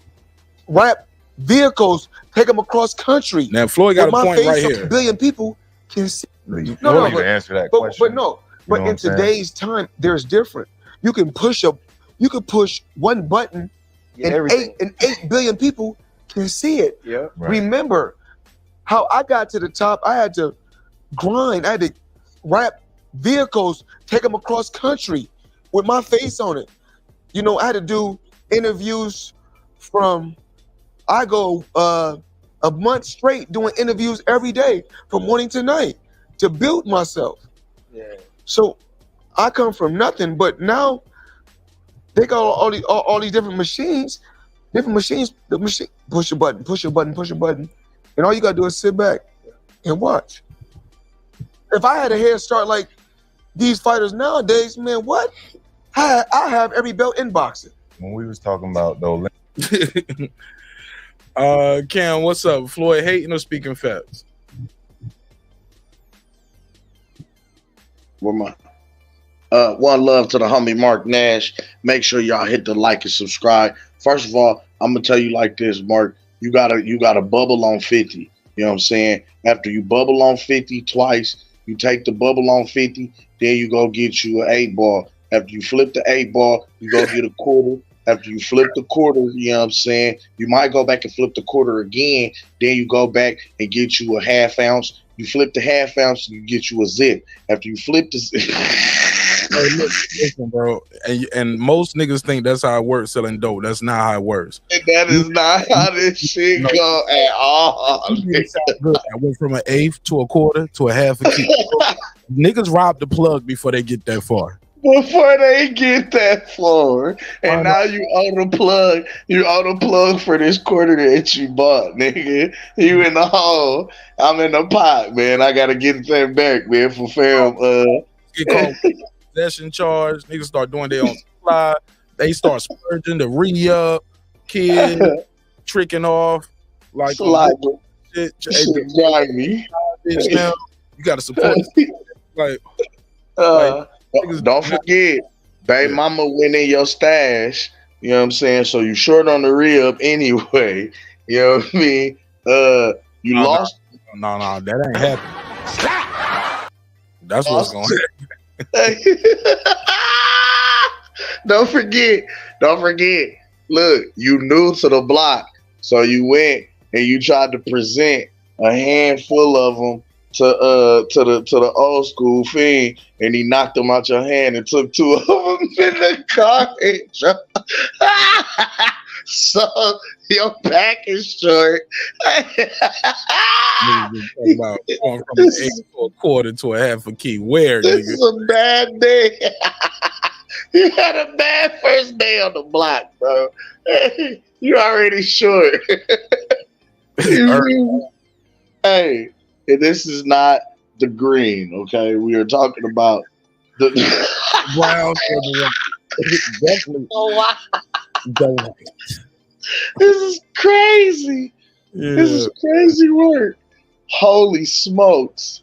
Look, oh my God, it's crazy. He gave us the rainbow. And you know how when you hear the Hotep niggas, they be talking about the colors. You know what I'm saying? The red, the black, and the green, my brother. The red is for the blood that was shed. And he said the brown. Yeah, that nigga's bugging, son. The brown is for the what he say? It's for the monkey on your back. The white is for the booger sugar. This shit crazy. Oh, sound like he was on a white. It's for the coke. Yes, okay. See, like yo, my man. Yo, I'd be like, can he say that? No, you trying to get us flagged, bro? This crazy. Oh snap! Talk to me though. Is he hating or speaking facts though? He was like, look, these fighters don't articulate, they don't have charisma, they're not willing to take chances, like doing stuff like WWE, Dancing with the Stars. Like, take some chances, put yourself out there. I'll be completely honest. He's absolutely correct.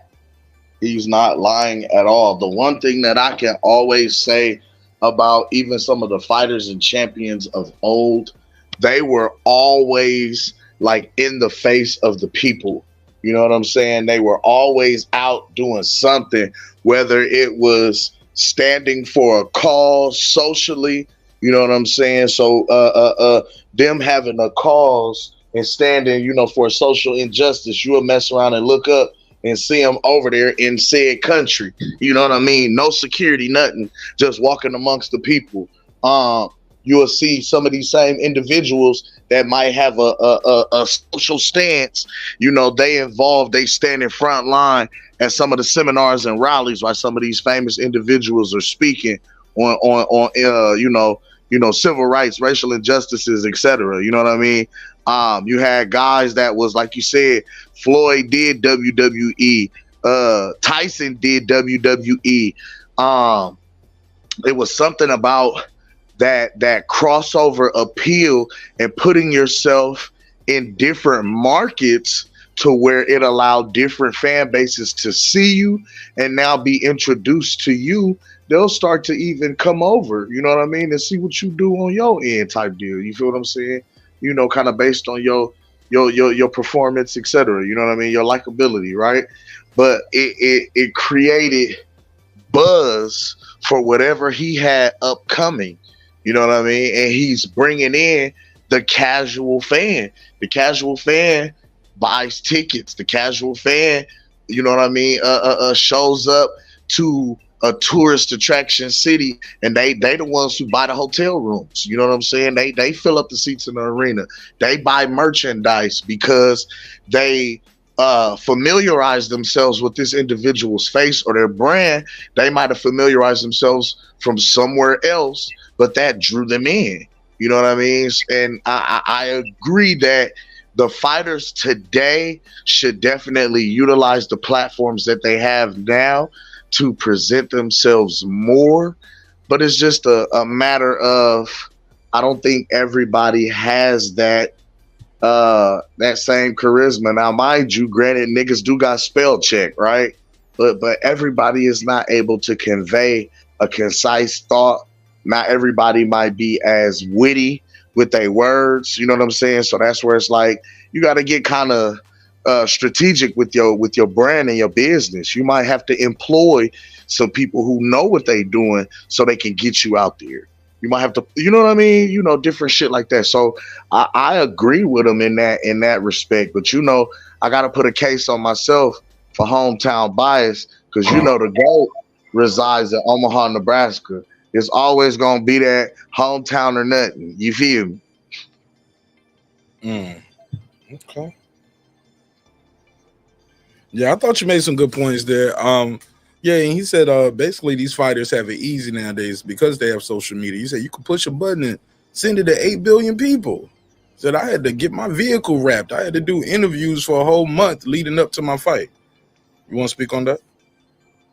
I agree again. Like now, as opposed to even having to do an interview with new media outlets, with old media outlets, just you having a following with a mass effect or a mass influence, a mass appeal, you know what I mean? You having a massive following behind your name, you can literally pick up your devices, click a button, and be live right there speaking to those same individuals who follow even do it, bro. Don't even do it. You know what I'm saying? Like that on the reg is the Charlos when they get drunk. Them niggas get drunk, they go live. Like Terence Crawford did that live, got crucified for it. I'm like, yo, don't y'all want somebody to tell y'all what happened? What's going on behind the scenes? Like, hey, yo, we about to slide off in here with this meeting. I'm gonna holler at y'all. Well, you know, on the flip side, peep this though. So, but Next Generation Combat Sports TV, this is my guy Keena. He said, I mean, the closest person to doing that stuff is Ryan by having a big social media presence and doing collabs with other influencers, and he gets shit for it. But let me counter on that. Shout out to Kurt Counterpunch Boxing, man. I ain't mean to steal your shit. My bad, bro. Let me react to that. It's not that he gets shit on for doing it. It appears he's more into that than actually accomplishing the goal of being a world champion. You get what I'm saying? With Ryan, like Ryan does a lot of that other stuff, but all his peers at this point are multiple division world champions. You know what I'm saying? Devin, Shakur, Teofimo, like he was Tank. You know what I'm saying? Whether you say it's a secondary title, not a super champ, y'all call him a Reggie belt, whatever you want to have it. On the record books, he's still a world champion. Ryan is not. You get what I'm saying? And I think that's why Ryan gets some of the backlash that you mentioned, Keena. Like if Ryan was winning, it would be no problem at all. It would be no issue. And you're absolutely right. Because he's won every fight except the Tank Davis fight. So it's getting that chip. It's like being in any other league, bro. You got to get the chip, bro. You got to become a champion. And I was about to say, I would have to employ Ryan Garcia and the way that Devin Haney is moving. The way Devin Haney is moving, I love it. I think The one thing that would take Devin to the next level is if you would start to kind of see him more in a few excuse me, in a few different like famous social media influencer skits and stuff like that real quick. I think that would boost him. Oh, Devin?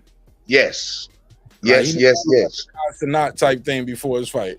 Yes. Or a funny Marco or do a Desi Yes. skit. I mean, right now, especially, you've been seeing Bubba Dub with Floyd. If we've seen Bubba Dub pull up on Dev and Bill Haney promoting this 420 situation, I think that brings more light from the casual fan. If we see him on the Kai Cenat stream, you know what I'm saying, type of situation. If we see him on the Ciabatta, you know what I mean? Like, Shay Shay, fuck it, that's hot. You ain't got a drink. I think we'll get Bill before we'll get Dev on Club Shay Shay. Why you say that? No, I'm just saying. I think and honestly, I think it would be a hot interview, not to the effect of a Cat Williams, right? But for the boxing enthusiasts, exposure, man. It's exposure. Get it? Yeah, I think that would be big. But I say, Dev. I don't think Dev would do that more than I could see Bill doing it. And the reason why I say that too, because you got to get with the hot hand, man. Like, you can't do the same markets and expect a different result. Doing $1 million worth of game, Sway and the Breakfast Club. That's usually their New York. The New York run is usually Sway in the morning, Hot 97, Breakfast Club, shit like that. Send all the black fighters to the same place. I mean, Canelo even hit Breakfast Club too, though. Right. But, so it's. But my point is, no, use this digital market space too, because it's booming for certain platforms, right? And you got to get with the hot hand. Why not? Why not? You know what I'm saying? Absolutely. I think that increases your visibility. Yeah. Yeah, like, especially like, yeah, I don't know, man. I don't know. Who am I? No, you're right. Because I mean, a person told me a long time ago, all publicity is good publicity because at least they're talking about you. At least you're relevant. You're in people's faces. So the more you in these people's faces, Diddy would agree with that right now. You laughing, but I'm dead ass. I don't think Diddy would agree with that right now. I didn't even want to go into all of that. I was just saying. I mean, Tip would agree. No, Tip was not guilty. But no, what I mean is, like, they talking about you. You're relevant. You're in the people's faces. You're in the spotlight. You're not under. You're repeating the same thing without addressing what I said. All press ain't good press, bro. That's cap. Well, that's cap. Yeah, I meant from a marketing standpoint, bro. Not from. Okay. Let's go from marketing. Who wants to market Diddy right now? Nobody, because of the bad press. I don't know. Let's look at his streaming numbers and see what them bitches doing. Because sometimes with that, he's getting dropped from his deals. He's stepping down from his own companies and shit like that. Come on, bro. That's what I was going to say. What the streaming numbers look like? That's Russell Simmons. It's all praise, good praise. That nigga is somewhere sitting Indian style with a red dot on his forehead saying Najee Rumba.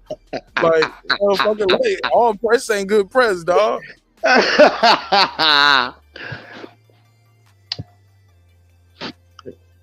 Right, take that got a different meaning now, don't it? That's crazy. That is salacious work. Keefy D. All press, good press. Nigga, you are on trial for murdering Tupac. You're dead. Oh, that's good press for the niggas who got a Keefy D interview where they can do a blast interview and repost the video that they did 3 years ago. Type shit. Yeah, Kim, all press ain't good press. Hey, when you Errol Spence would love for us to not talk about his ass for a month or two. That nigga got his ass whooped. That nigga don't want us talking about that fight. That nigga be watching the show like, damn, they talking about boxing again. Fuck it, I'll come back tomorrow. He got 4 more years, G. Yeah, when that Diddy shit was happening and this Cat Williams shit and Shannon Sharp, that nigga Errol Spence was like, finally. Nigga, never forget, like 9/11, fuck you, B. We will never forget July 29th, ever. Where were you when Errol got knocked down for the first time? Row G seats, row 7 seat G. You hear me? Type shit. Like, where were you when it happened? Where were you when he got stopped in the 9th round? When the ref waved it off. Yeah, but go ahead though. But go ahead. You said all press, good press. I disagree. But what I was saying was in the sense of you know, a lot of these guys or a lot of these fighters are not necessarily being talked about outside of, you have the content creators like ourselves, and even the content creators like ourselves kind of have a primary focus of kind of a pool and selection of fighters that we really kind of talk about. Not necessarily every fighter that's fighting. Like, we kind of touch on a certain few, but we'll do a whole show about others. You know what I mean? Bro, I ain't did no episodes about Amir Khan other than the fight where he fought Terence Crawford. Feel me? You know what I'm saying? Kind of shit. So, Lee Kell Brook videos. I never did a Ja Pataya video, but I'm other than when he was on that card, that Saudi card, and I'm probably gonna cover this one he got coming up. But other than that, nope, you're right. Like, you ain't did a shoe shoot. You ain't did a shoe episode, Oscar Valdez episode. I thought about it when he was fighting. Yeah, we talked about it then. But other than that, like standalone, that was that. Or they the headline. No, they're not the headline video. You feel me? You know what I mean? That was that. Like, so it's one of those things where you have to I'm guilty. Increase yourself as much as you possibly can. Like, I get it. Yes, business wise, your promoter is supposed to promote you and make you out to be the biggest star in the world. But on the flip side, why aren't you also equally pushing and promoting yourself as the biggest star and the best fighter in the world? Like if you don't believe it, how am I supposed to believe it? I'm the consumer. I'm the guy who consumes your content. You feel me? So, like, if you ain't putting it out here with no kind of confidence, how the fuck am I supposed to confidently believe in what it is that you show? You feel what I'm saying? Like I'm supposed to just automatically assess from your bouts and contests that you're the goods, and then I'm supposed to start pushing and demanding to see you more. Nigga, I don't know when you fight. I don't know your schedule. I only know when they put it out there. You feel me? Like, so it's on you as the fighter, you know what I mean? Because you are the brand, you are the entertainer, you're the, you know what I mean? Like, you are the actual product that the consumers are consuming. Like, we're watching your fights, your bouts. So if you don't put it out there that is happening, we don't know because they not pushing you to the forefront. You feel me? Like, type shit. So like I feel like it should be a bit of an equal push on both sides, as much as the fighter is able to, knows how, or is even financially able to employ the proper teams to make that happen. Because I ain't gonna lie, this social media posting shit is a full-time job in and of itself. Because there's so many different platforms trying to chop up. It depends on how much you put into it, and if you got a team, if you're doing everything by yourself, how much content you trying to produce, like what is your overhead for making content, but also, you know, how much you're gonna get on the ROI. That's the return on those investments. That's the biggest. Facts. Because if we ain't making no bread off this shit, like, it ain't no job. It's a hobby. Yeah. Ooh. Yeah. You know what I'm Yeah. saying? You working. It ain't no job, my nigga. It's a work. It's a labor of love. It's a hobby. It's voluntary work. Yeah. Like, Yeah, you get that at the Red Cross, my nigga. but now you're hoping, Hey, look, pretty much, you're hoping for it to pay off. You pick and choose.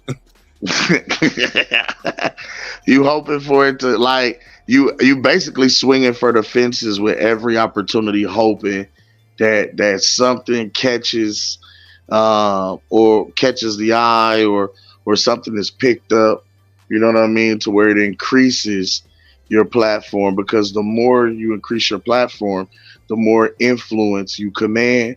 The more influence you command, the more people feel like they're going to have a return on investment, because people are going to show up and bring a crowd anywhere you are because they want to see you. You know what I mean? They're going to drop bread to see you. They're going to pop out to your events, whether it's a fight or just shit, a book signing or whatever. You know what I mean? Like, I've picked that up more so from the entertainment process, just doing this, this stand-up comedy bit, because it's like, shit, you might be funny than a motherfucker and can do a full hour on stage, and you really good at your craft, but if nobody knows who you are, the promoter is not going to be willing to pay you even necessarily what you might be worth, because you don't command a return on investment, because nobody knows you. So it's not really, they feel like you may not have an influence that you may necessarily have. You know what I mean? Kind of shit. So it's like people, when they meet you, they're like, damn, you are funny, or damn, you have, what it takes, but why ain't you doing more? And it's like, yo, I gotta, I don't necessarily know how to work the social media side of it to be able to market myself to become bigger, to have a larger following. You know what I mean? Like, it's a lot that goes into this shit.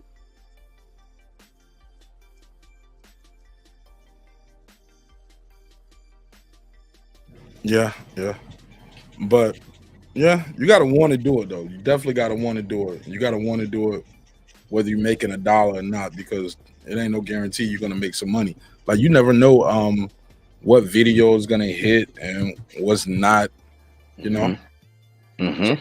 It happens, you know what I'm saying? But shit, I don't know. I don't be looking at it all the time like, oh, I gotta do this many views, or I gotta get this many people watching. I just cut this mic on when I got some time to do it. Now, I used to stick to a schedule, but man, my life has changed so much from when I first started it, bro. I really don't have time to do it like I really want to do it. And then when I do, know exactly what I mean. I got tired from sometimes, bro. Yeah, I got a dog, and I got a business. And you feel me? You married, you have a child, you're already a brand in and of itself. You do music, you know what I'm saying? You do shows, you entertain, you have a business, you got a lot going on. Oh shit, nigga. Look, your boy tapping into this real estate shit now. Like, I'm learning a lot in that, and that takes a lot of time too. Mm-hmm. You know, you got to learn that shit so you don't get screwed over. Mm-hmm. Yeah, so shit, trying to remodel a home myself. You know what I'm saying? As much as I can, I'm gonna do myself though. You know, me and the homies. You gonna start a live and be in this motherfucker fixing with Mark Nash, bro. I don't know about that, but I think I will like I'll put the camera up like and put it on time lapse while like I'm gonna paint. I'm gonna do some painting. I'm gonna do the flooring. Yeah, let's monetize you another channel now. We got the do it yourself with Mark Nash while you fix up the crib. Yeah, let's go. Today we're gonna knock down the wall. Bro, like, but I've been learning a lot about that shit, man, and that ass. Shit blowing be my playing mind. all your music in the background while you knocking shit down. Damn, I hate my job. Knock it down the wall, bro. Listen. I ain't gonna listen. You might have to pay for some of this sauce, Mark. It's crazy, man. I'm giving you too much work right now. Somebody said need to plug. Shout out to Good Vibes Zone. He said great show, good conversation. I appreciate it, fam. I'll give you a drop. A 10. A 10. A fucking 10. Appreciate it, fam. But yeah, man, it's just a lot, man. So sometimes, like, yeah, I'm like, man, boxing kind of dry right now. I ain't even gonna hold you. And then the other topics I might want to talk about them, but it's probably not enough for a whole episode. And I'll just be like, I'll just do a video for it. And then by the time I feel like doing a video for it, I got something else going on. I'm busy, man. Just busy, man. I feel it. In a good way, bro. But it's like, is it worth it? Like, I want to keep the. What I'm doing is definitely worth it. You talking? No, I'm talking about the topics. I'm talking about the boxing side. Like some of the shit you be like, man, this old soap opera ass shit. Let's get to the fight. Ain't nobody talking about nothing. Behind the scenes, when I talk to certain managers and trainers and people that's in the business, shit, half the time the good shit they tell me, I can't tell it. You get what I'm saying? Right, like, yo, I'm gonna tell you this, but don't tell nobody. Like, you can't go out with the story. Right. So, and they'll just tell me some shit, and I'll be like, wow, that's crazy. But I just gotta sit back and kind of watch it. Once it's announced, then I can. Yeah. I gotta play surprise like everybody else. Whole time I knew this shit was coming. Shit like that. That's ugly though. It is what it is though. It's like people sometimes they just want to vent. But at least you don't do the bullshit that some of these motherfuckers do. They'll hear, you know what I'm saying, some shit, or they'll get some inside information and some real, you know what I mean? They be directly on phone calls with the motherfuckers involved. Right. Hear it from the horse's mouth, directly from the source, and go jump right on social media and do some extra shit. Like, you will say the complete opposite of what the fuck you just heard, as if it's that's the worst. You know what I mean? On some clickbait shit to get motherfuckers. Man, no. And that is worse. That's the worst. Nah, I don't do that. Yeah, but it'd be like that. But it is what it is, though, man. Shit, I mean, it is what it is. I appreciate them, chopping it up with your boy. You know what I'm saying? Sometimes they want, just to get it off their chest. Sometimes they just having a conversation. We'll just be having a conversation. They'd be like, and me, I'll be saying what I believe is true and what you guys are saying in the streets. And they'd be like, look, man, that's not what it is. This is what it is. And it's good to be able to bring light. Like, well, how you know? Like, just how you can call me and talk to me, I can call them and talk to them. Right. I was like, oh, okay. It's good to be able to have that clarification, though, because now you get a clear understanding, really, of how this shit work. You ever heard somebody say you don't want to see how your favorite meal is get prepared sometimes? Ooh. Don't watch how the hot dogs are made, or like don't watch how they make the sauce, some shit like that. Facts. Right. It's kind of like that sometimes. It's like the curtain get pulled back and, kids realize Santa Claus ain't real and shit like that. Be like, oh, man, it's fucked up. It's ugly. Yeah, like, For ugly business, man. Ugly business. But, it is what it is. Shit. I know this shit was like this before I got here. And it ain't gonna change. Do you feel like with the media or with the social media aspect of it, do you feel like that's going to add another layer? You know what I mean? Because it's already a dirty ass game. It's it already has added another layer. Yeah, I mean that's clear. Like once you start bringing that bag into it and that big money into it, and you're getting those sponsors and endorsements, yeah, man. Sometimes people are gonna be loyal to their donors more than they're loyal to the people that got them elected. And the donors is preaching a certain cause, so it's like you might be looking like you in bed with some shit that you don't even necessarily agree with, all on the strength of they signing the check, they cutting the check. Oh no. You're gonna be aligned with it, or they're gonna not sign the check, bro. That's what's gonna happen. Right. They're gonna get your ass out of office and prop somebody else up, put all the money. I'm about to say prop somebody. Ooh, come on, talk about it. And this shit is, it ain't nothing new. It ain't nothing new, bro. You see the same shit in politics, and a lot of times you see the same thing in this space, but you got a lot of dick ride motherfuckers in this space too. Let's just keep it a buck. Niggas will not get paid nothing and to still be up here, eat the whole dick up. Pause. On my mama's mama, that's how it goes. Yeah, I seen it. Look, Next to my God, it is you. I said, what? Bro, No. Shout out.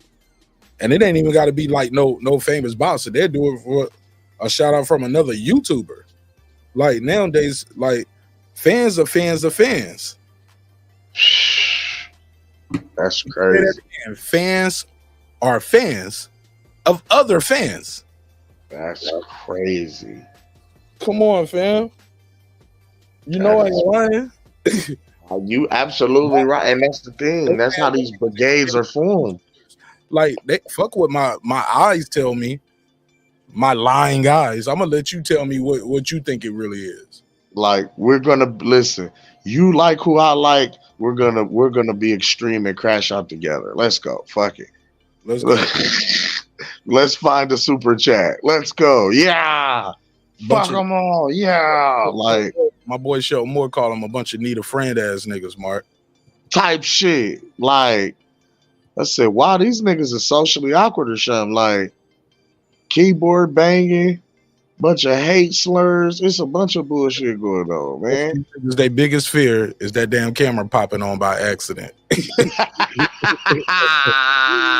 Oh shit, that's the biggest fear in life. That damn camera popping on by accident, nigga. What is that cam up right now? Nigga, even uh-oh. Why you want to see what I look like? What you gay, son? Nah. I want you to stand on this shit because you're very particular about what everybody else got to say. Shit.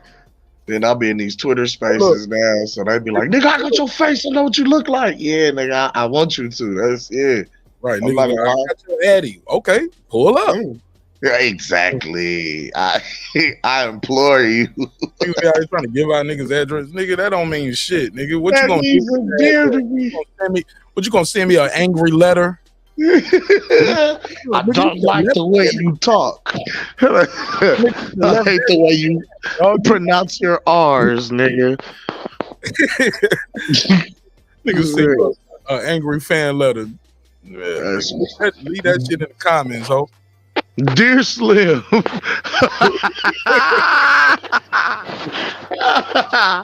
this will be the last message I ever write your ass. Oh shit! I hope so. You always skip my super chats. I paid my last bit of plasma center money. You didn't read it. Hold up, it's a shot. Y'all got a plasma center? Is that like Renner Center? Nah. Niggas be selling plasma. You know, niggas donate plasma. Oh shit, yo, man! I gave some money to a girl at the store, man. It was around Christmas time, and I just felt so bad. She was on her way. It was around Christmas time. This Christmas just passed, and she was far as hell away because where I was at working. And she was like, "Yeah, I'm on my way to donate some plasma." Mm-hmm. She was trying to catch the bus, right? She was trying to put like $3 a $2 a premium. Ooh, to get cross town is crazy. Yeah, in Atlanta traffic too. I'm like, yo, fam. You should have just took the bus. Like, fuck.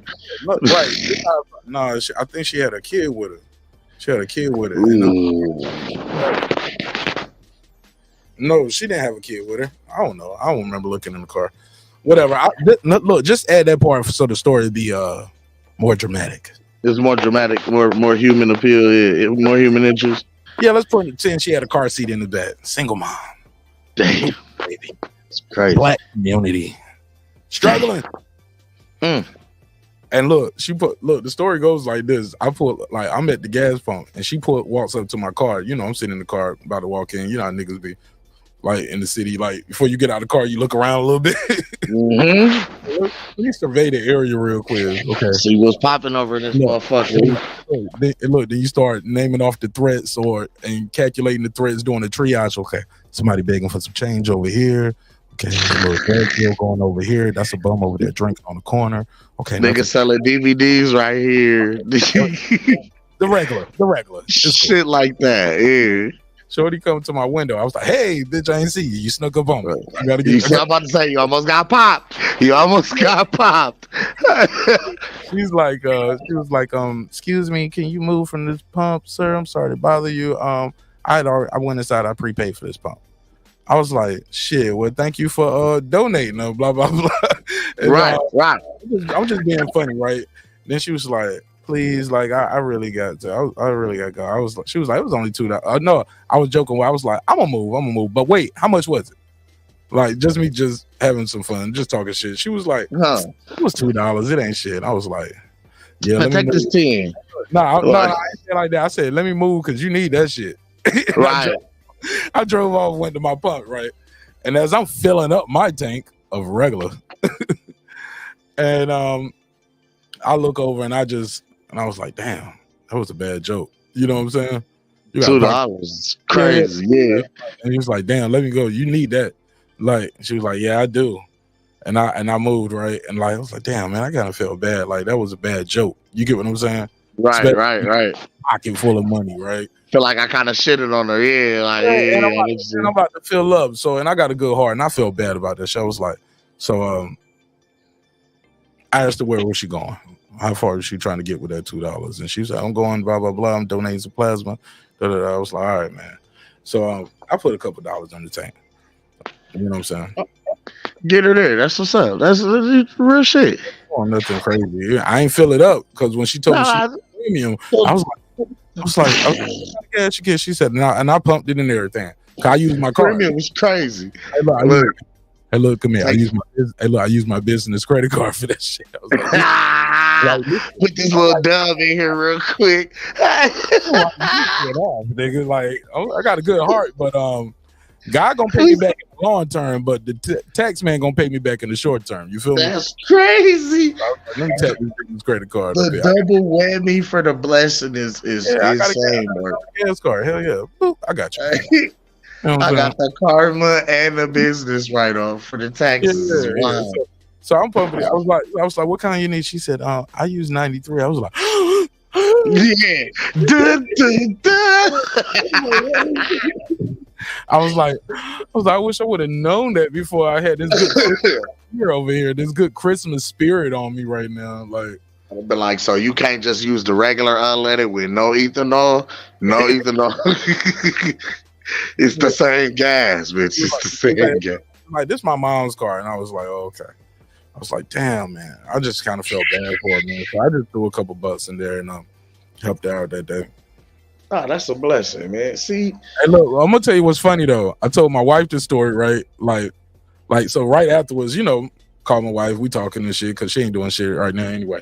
You know what I'm saying? She just chilling, or whatever she was doing. She might be listening to the show. She's like, nigga, I was working too. What the fuck you mean? You called me while I was at work. Trying to bullshit story. Right.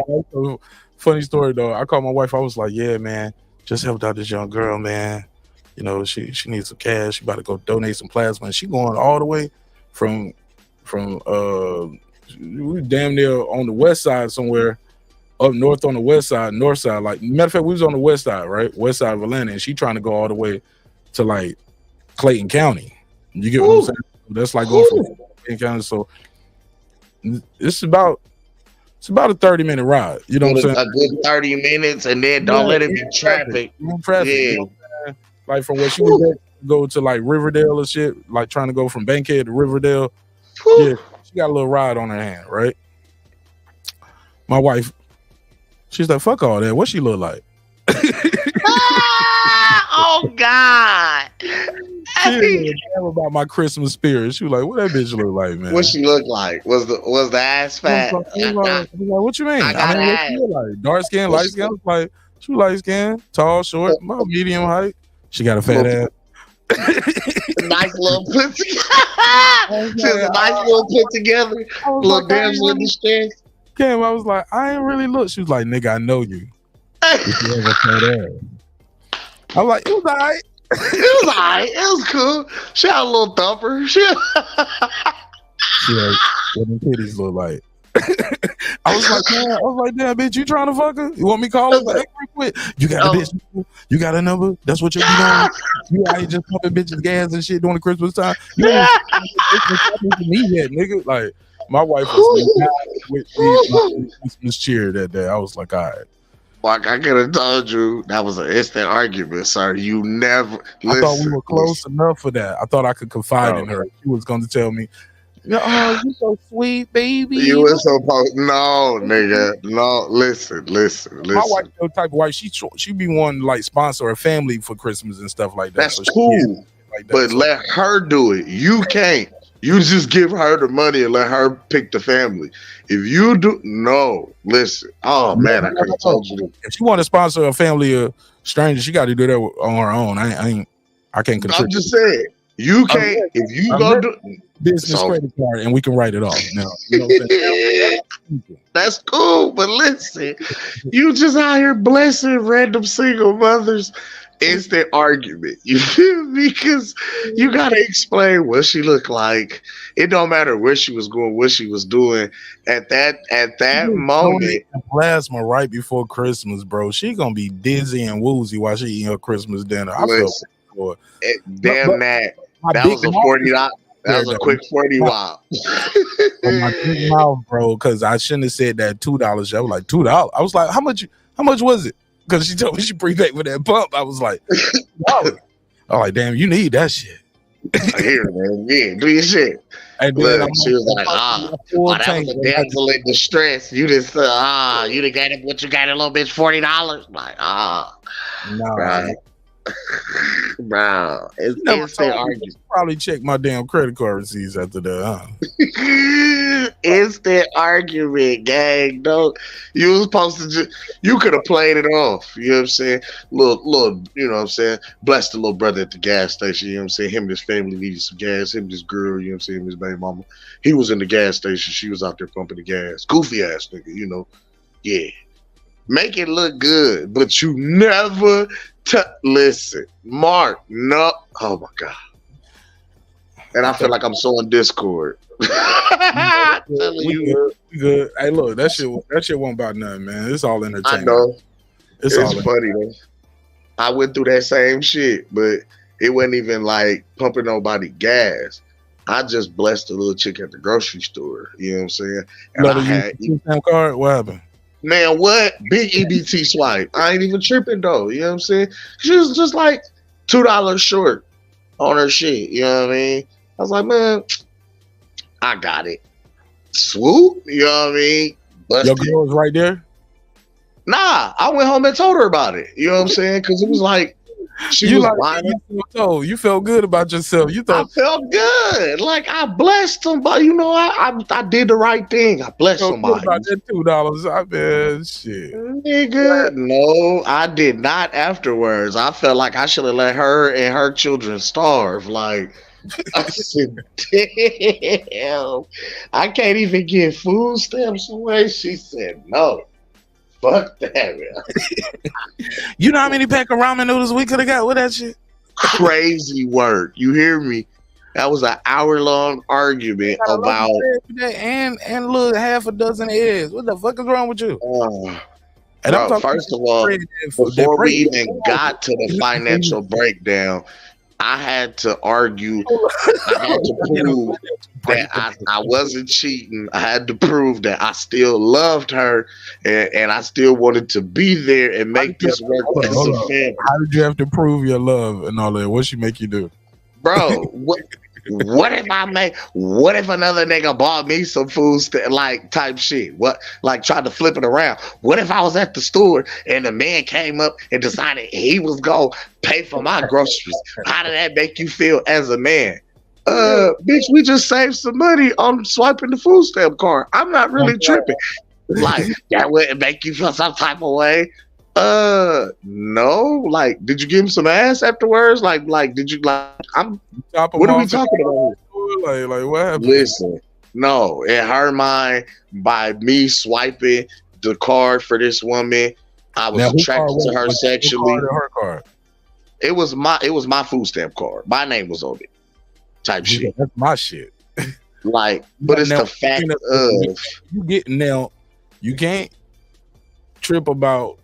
Like, she might be right now. Has she ever let you use her card, or she ever bought the food, or you was like, yo, I need you to help out? Because if you giving away the $2 in food stamps, but you got to ask somebody for something before or after, you know, it's like, you know, you ever had them niggas that come smoke out with you, but then they ask you for a ride home? Oh my God, yeah. I Like, get it. like they get dropped off at your crib to come smoke. They come smoke. Now I gotta take I'm you like, back. look, then you tell the nigga, well, shit, man. Hey, look, your lady don't came home from work. She in there cooking some chicken and shit. That nigga still here like he's staying for dinner. Like he waiting for a stovetop commercial. Like, nah, nigga. So, what time your ride coming to get you, my guy? Oh, shit. I thought you was going to take me home, OG. Oh, nigga, I ain't bring you over here. Bro, it's crazy. Shit, Here, take this bus ticket. Yeah, I done had to take gang home before. I don't know about Omar. You put a nigga on the bus in Atlanta, bro. That nigga gonna be, y'all will never be friends again. Y'all ain't friends no more. Nigga, like, oh, that's some whole ass shit. You ain't gonna take me home? Nope. Nope. Get this Uber. No. He can sit. No, he can sit here while somebody come pick him up. You sit there. That's wild. Look, we gonna smoke this last blunt. We gonna smoke this last blunt. Wait for you. This how you really get them gone. They be like, shit, nigga, I'm about to roll up another. I'm like, nah, I'm straight, bro. I'm high already, man. That mean it's time to go. She took her plate upstairs, and then you be like, hold up, bro, I'll be right back. Go upstairs. Come back down. You ain't shit. You ain't no good. Ain't about. Look, come back down in your pajamas and shit. Like, man, what time to come to get you, dog? Like, they coming to get you? Like, oh yeah, they about to pull up right now. All right. Go in there, rinse your plate off your shit. Oh man, those were the days back in the days. Yeah, I feel bad as a friend. It's terrible. I felt bad because I was that nigga that needed a ride. I just changed the story because it's my show. You put yourself. Hey, I've been that nigga though. I understand. Nigga, like, what you about to do, fam? Oh shit, I'm gonna go get up out of here, man. I don't want to hold y'all up, my nigga, and shit. Really, I ain't got nowhere to go. I ain't got shit to do. I'm walking. Yeah, I know. I'd have been there. Oh, we had to change that around. Get out. That is not living. It's 12:15. Why am I walking home, man? 12:15. Like, nigga. I ain't gonna get me out here in Omaha, nigga. Why am I just out here walking? Where am I going? Yeah, where am I going tonight? I done had them kind of nights, bro. I'm talking aimlessly wandering. Like, okay, what am I gonna do? Where am I go? Ooh, let me see. They always up, nigga. This the spot. I'm finna go over here, nigga. No. Don't even knock on the door, nigga. Just open and walk in. Hey, what up, Kim? What up, my nigga? What's good? Cam, you walk in just like your avatar, like that. So you walk in. Oh, babies. I swear to God. That's the pose. That's the universal Cam pose. You hear me? Oh my God. That's right there. What up? Just like that. They like, hey, Kim. What up, my nigga? What y'all niggas on? Shit, we just over here cooling. Hell yeah. I come in, smoke 2 blunts, nigga, go crash on the couch. Wake up, bro. That's all you want. About. You just need somewhere to lay his head, bro. That's nigga. Woke up at 7:32. Like, it's like, yeah, fam, you fell out last night. Man, my bad, bro. Hey, fam. Never make that sound on the show again. Wake up in the morning sound you just did that. Don't do that, bro. You know, you gotta whine, you gotta yawn to get that stretch. Nah, I don't want to hear that, bro. Pause, bro. Watch out, man. I want to hear that. Nah, don't do that no more, V. Nah, we ain't going. I'm good, fam. I'm good on that one. All right, man. Shit, this was a good one, man. I'm gonna land the plane on this one, man. This was a fun episode. Bro, I laughed so hard when you paused when you came on the show. That shit, damn, double pause. Had me rolling, bro. Oh my God. You know we do it for the red, the black.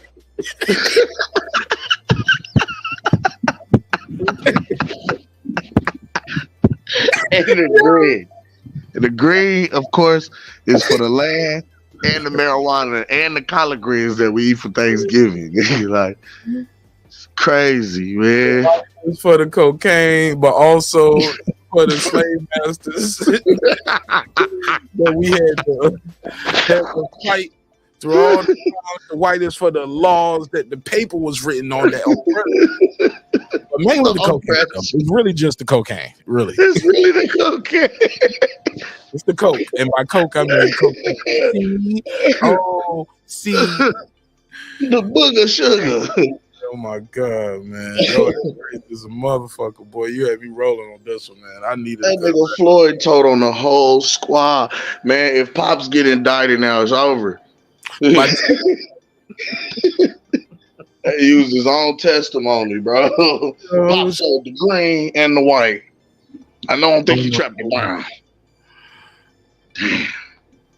Yo, he didn't even confirm what the night said. I don't think he sold the brown. He can't confirm it, deny. I think. I think he, not to my recollection. Everything else is a go. Inside the ring. Yeah, let me get one more. I need that one more time.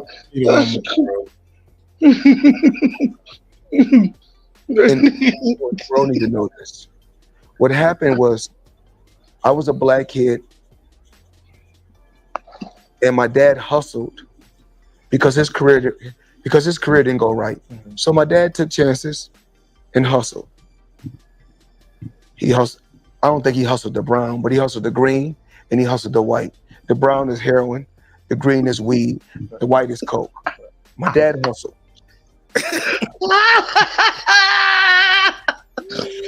Yeah. That's crazy. I need to change the subtitle of this episode need to be called The Brown, the Green, and the White. The white. Yo. Holy smokes. He hustled. Yeah. I don't think he hustled the brown, but he hustled the green and he hustled the white. The brown is heroin, the green is weed, the white is coke. Dad hustled. New sound clip. That's the new sound drop. Okay. He hustled the green, he hustled the white. Oh shit. Wow. Man. That's crazy, man. All right, man. Plug your channel, bro. Plug your channel. Anything you got going on, any shows you got coming up as far as the comedy, the music. Let people know how they can reach you, follow you, support you in a major way. Yes, sir. Yes, sir. Man, you can catch me on Twitter, aka X, or Instagram at IM_Cam Edwards. You catch me on Facebook at Cameron Edwards. My full name is my government. Yeah, you could Google me. It's Googleable. What else, man? Of course, Booty Swang is available on all streaming platforms. Sick and Tired is available on all streaming platforms. We got Shots, the TV series that's coming soon. That'll be releasing on Tubi. Look out for me. I'm making my little cameo appearances in that. You know what I'm saying? You can catch me, Pastor Goot, Sugar J, and Boom Boom over at It's Boxing to You. ITZ Boxing, the number 2, the letter U. What else, man? The comedy joint, man. We got shows crazy. What's today? All right. Next, let's see, March 8th. Yep, Friday, March 8th. I will be at Nefertiti's in Kansas City. Then March 16th, I will be in Altuas, Oklahoma. March 23rd, I will be here in Omaha. I'm doing a performance for my birthday on the 23rd. Then, what else? April 20th, 420, I will be hosting the It's a Vibe Volume 6 here in Omaha as well. Yeah, man, just trying to stay active, bro.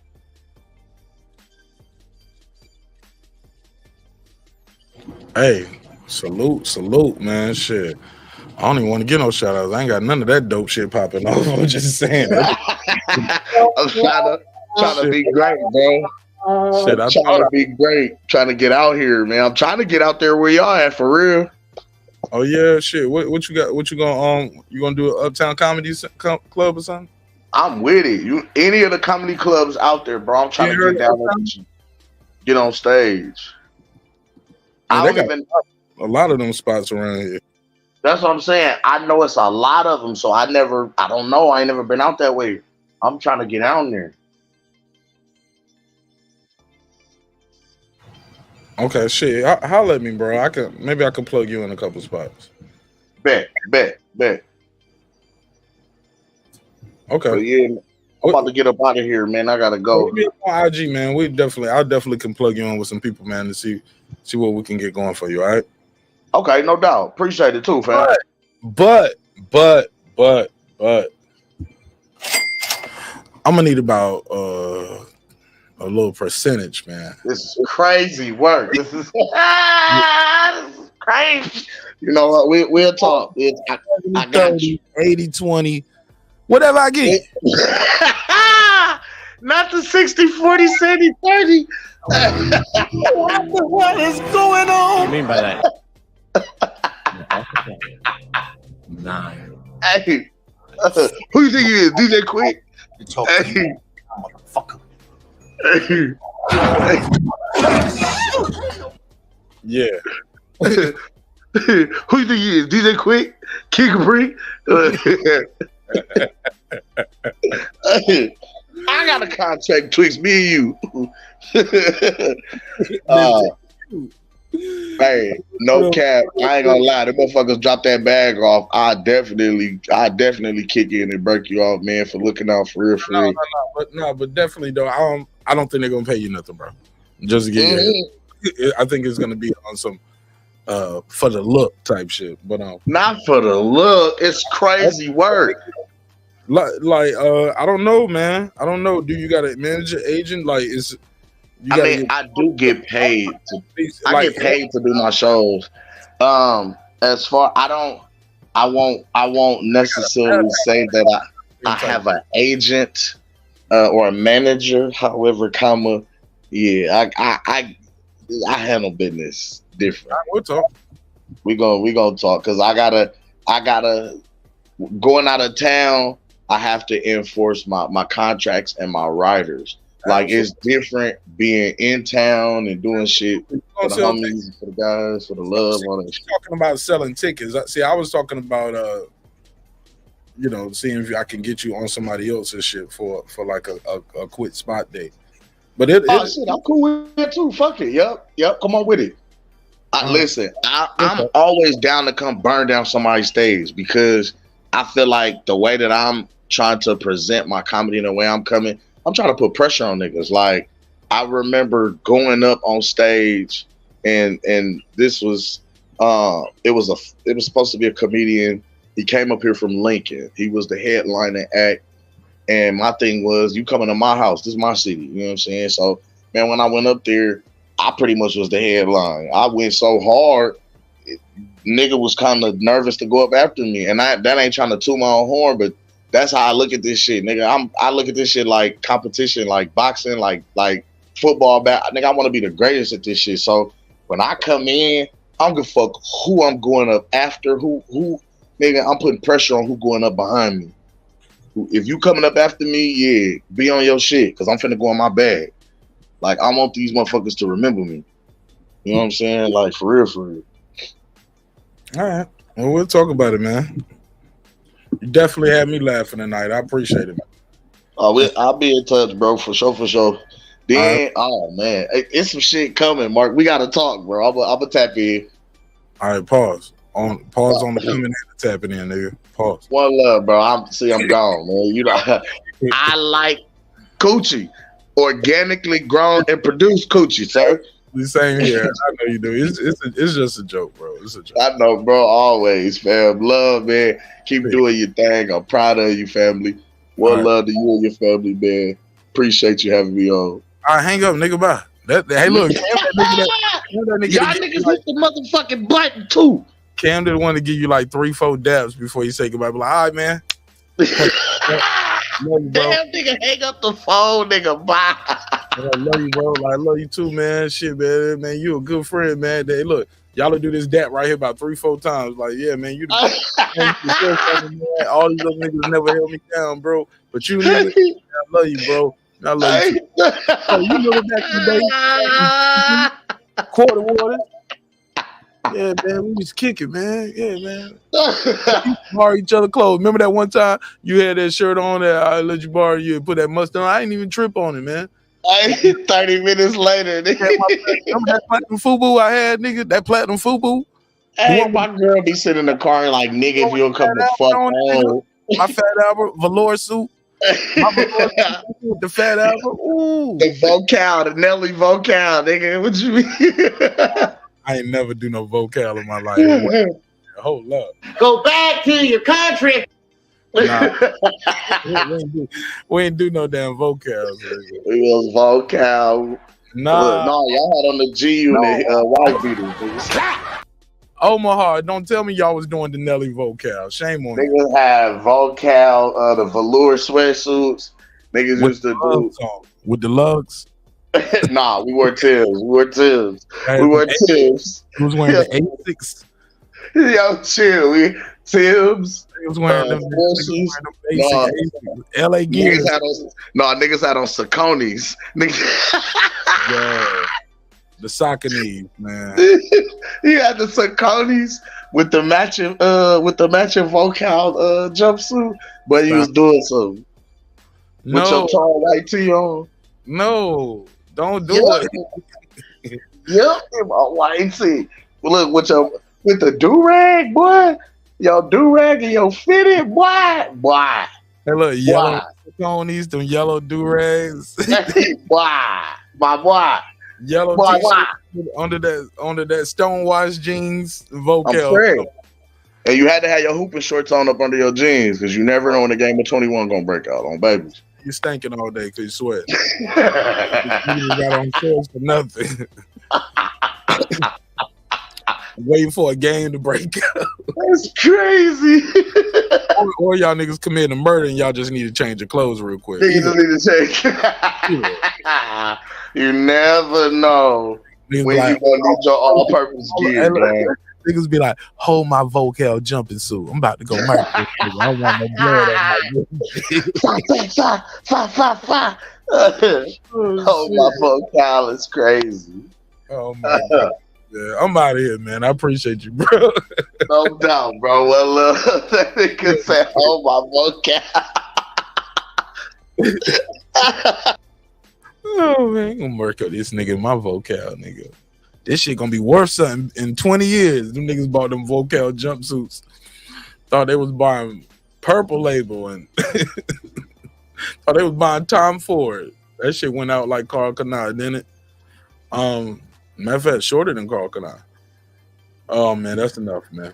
All right, so shout out to ABBA or ABBA Boxing. Sound like a damn code for Mortal Kombat or something. ABBA, up, down, left, right, select, start. I'll give you the $2. Give him the $2. All right, pay him the $2. Oh, pay the $2. Also, shout out to Good Vibes Only. Thanks for supporting the show in a major way as well. It's a good show, great conversation. Hey, man, I'm trying, man. I appreciate viewers like you. Thank you so much for supporting the show in a major way. A 10, a 10, a 10, a fucking 10. And I'd be remiss if I didn't say shout out to everybody who's a member to the neighborhood. Shout out to all the members. What up? And shout out to everybody on Patreon. Appreciate y'all. Shit, let me see, man. Let me see. Any announcements? Any announcements? Anything we missing? Anything we missing? Oh, I got a super chat. Shout out to Reefy Greens. Shout out to Reefy Greens for the super chat. Appreciate. I'm sorry for the cash app. Appreciate you, Reefy Greens. Last thing I'll say on this topic, man, before I close it out, is whether you like Floyd Mayweather, whether you hate Floyd Mayweather, can't deny the man is a Hall of Famer. And I gotta disagree with my good brother Hot Rod here. He said Floyd is just a Hall of Famer. That's all. Nowhere near all-time great, nowhere near Sugar Ray Robinson, not even close.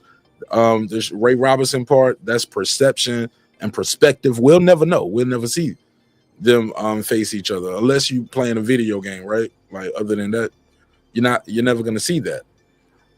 But that's opinion. this whole thing is opinion based, but when you say Floyd is just a Hall of Famer, that's all. Man, that shit ain't easy to do. If it was that easy, we'll all be doing it. With that said, I'm gonna get back to the bread. It's your man Martin Nash, Breaking Beats, where we break down business, entertainment, art, technology, sports, and anything else you and I feel like talking about. It's a hip-hop political sports show with a comedy twist. Like to let the jokes fly. You know why life is serious enough. Let me go back to this real quick.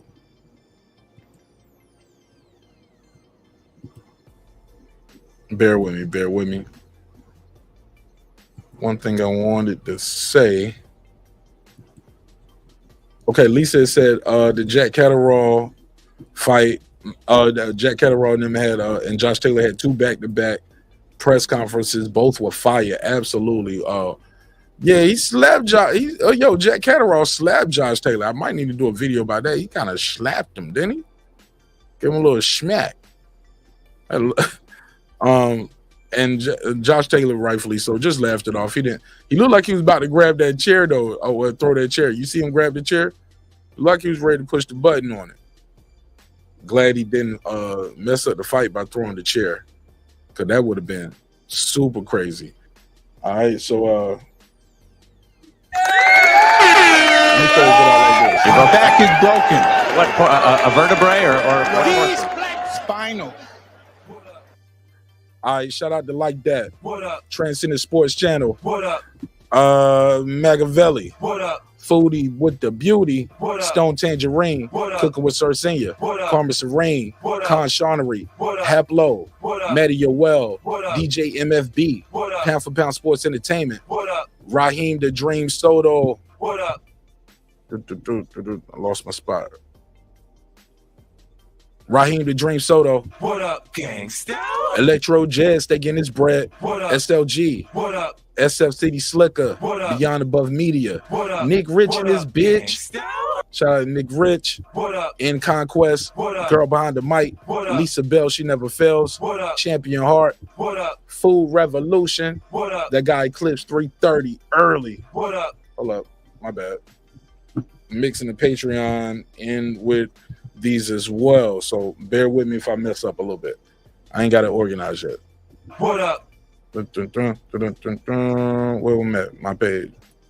Audience. Come on, hurry up. What up? Travis Bryant. What up? Tar Heel Resin. What up? High Five. What up? Stephen Bateman. What up? What up? Derek Lincoln.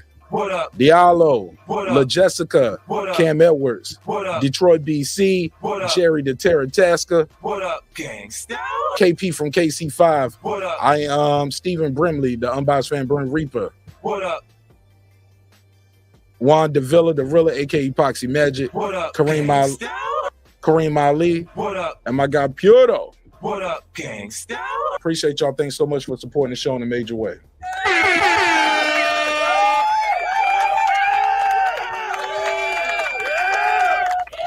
All right, with that said, man, that's all I got for that. Okay, he said rolling up the green. Yo. Hold on, I got to do it one more time now. Now I got to do it one more time. Hold on, let me turn it up. What the button at? It's Coke. My dad hustled, took chances, and hustled. He hustled. I don't think he hustled the brown, but he hustled the green, and he hustled the white. The brown is heroin. The green is weed. The white is Coke. My dad hustled. This is another great episode of Breaking Beats, where we break down business, entertainment, art, technology, sports, and anything else you and I feel like talking about. It's a hip-hop political sports show with a comedy twist. We like to let the jokes fly. You know why? Life is serious enough. It's your man Martin Nash, man. Thank you for your time. Thank you for your energy. Thank you for allowing me the opportunity to entertain y'all this evening. Hopefully you were thoroughly entertained. If not, I'll try again on the next episode. Shout out to Kim. Let me give him a drop. I'll give you the $2. You give him the $2. All right, pay him the $2. Oh, pay the $2. Hey, man, I love y'all. Hope you love yourself. If not, guess what? God loves you. So does Martin Nash in the neighborhood here at Breaking Beats, where we break down business, entertainment, art, technology, sports, and anything else you and I feel like talking about. It's a hip-hop political sports show with a comedy twist, like Little Joe's Life. I already said that already. Hey, look, always remember, dreams require sleep. Goals require your effort. Go out there and get your goals. I'm on to the next episode, man. Sometimes we're going to agree. Sometimes we're going to disagree. But never forget, man, respect is free. Disrespect can cost you everything: your family, your freedom, your finances, most importantly, your life. So let's show each other love. Let's show each other respect. If not, let's just show each other the door. You go your way, I go mine. God willing, I'm sure we both will do fine. See you in the next one. Peace. I built this shit. Me. Brick by brick. And I'll be damned if I let you tear it down just because you don't like the way another nigga talk. And I mean that shit. Drive, motherfuckers. Hey, it's Antonio Tarver, the champion. You watching Mark Nash at Breaking Beach. I usually don't do drops, but I'm gonna give you one, bro. I'm gonna give you one. I love you, champ. This that squad sound.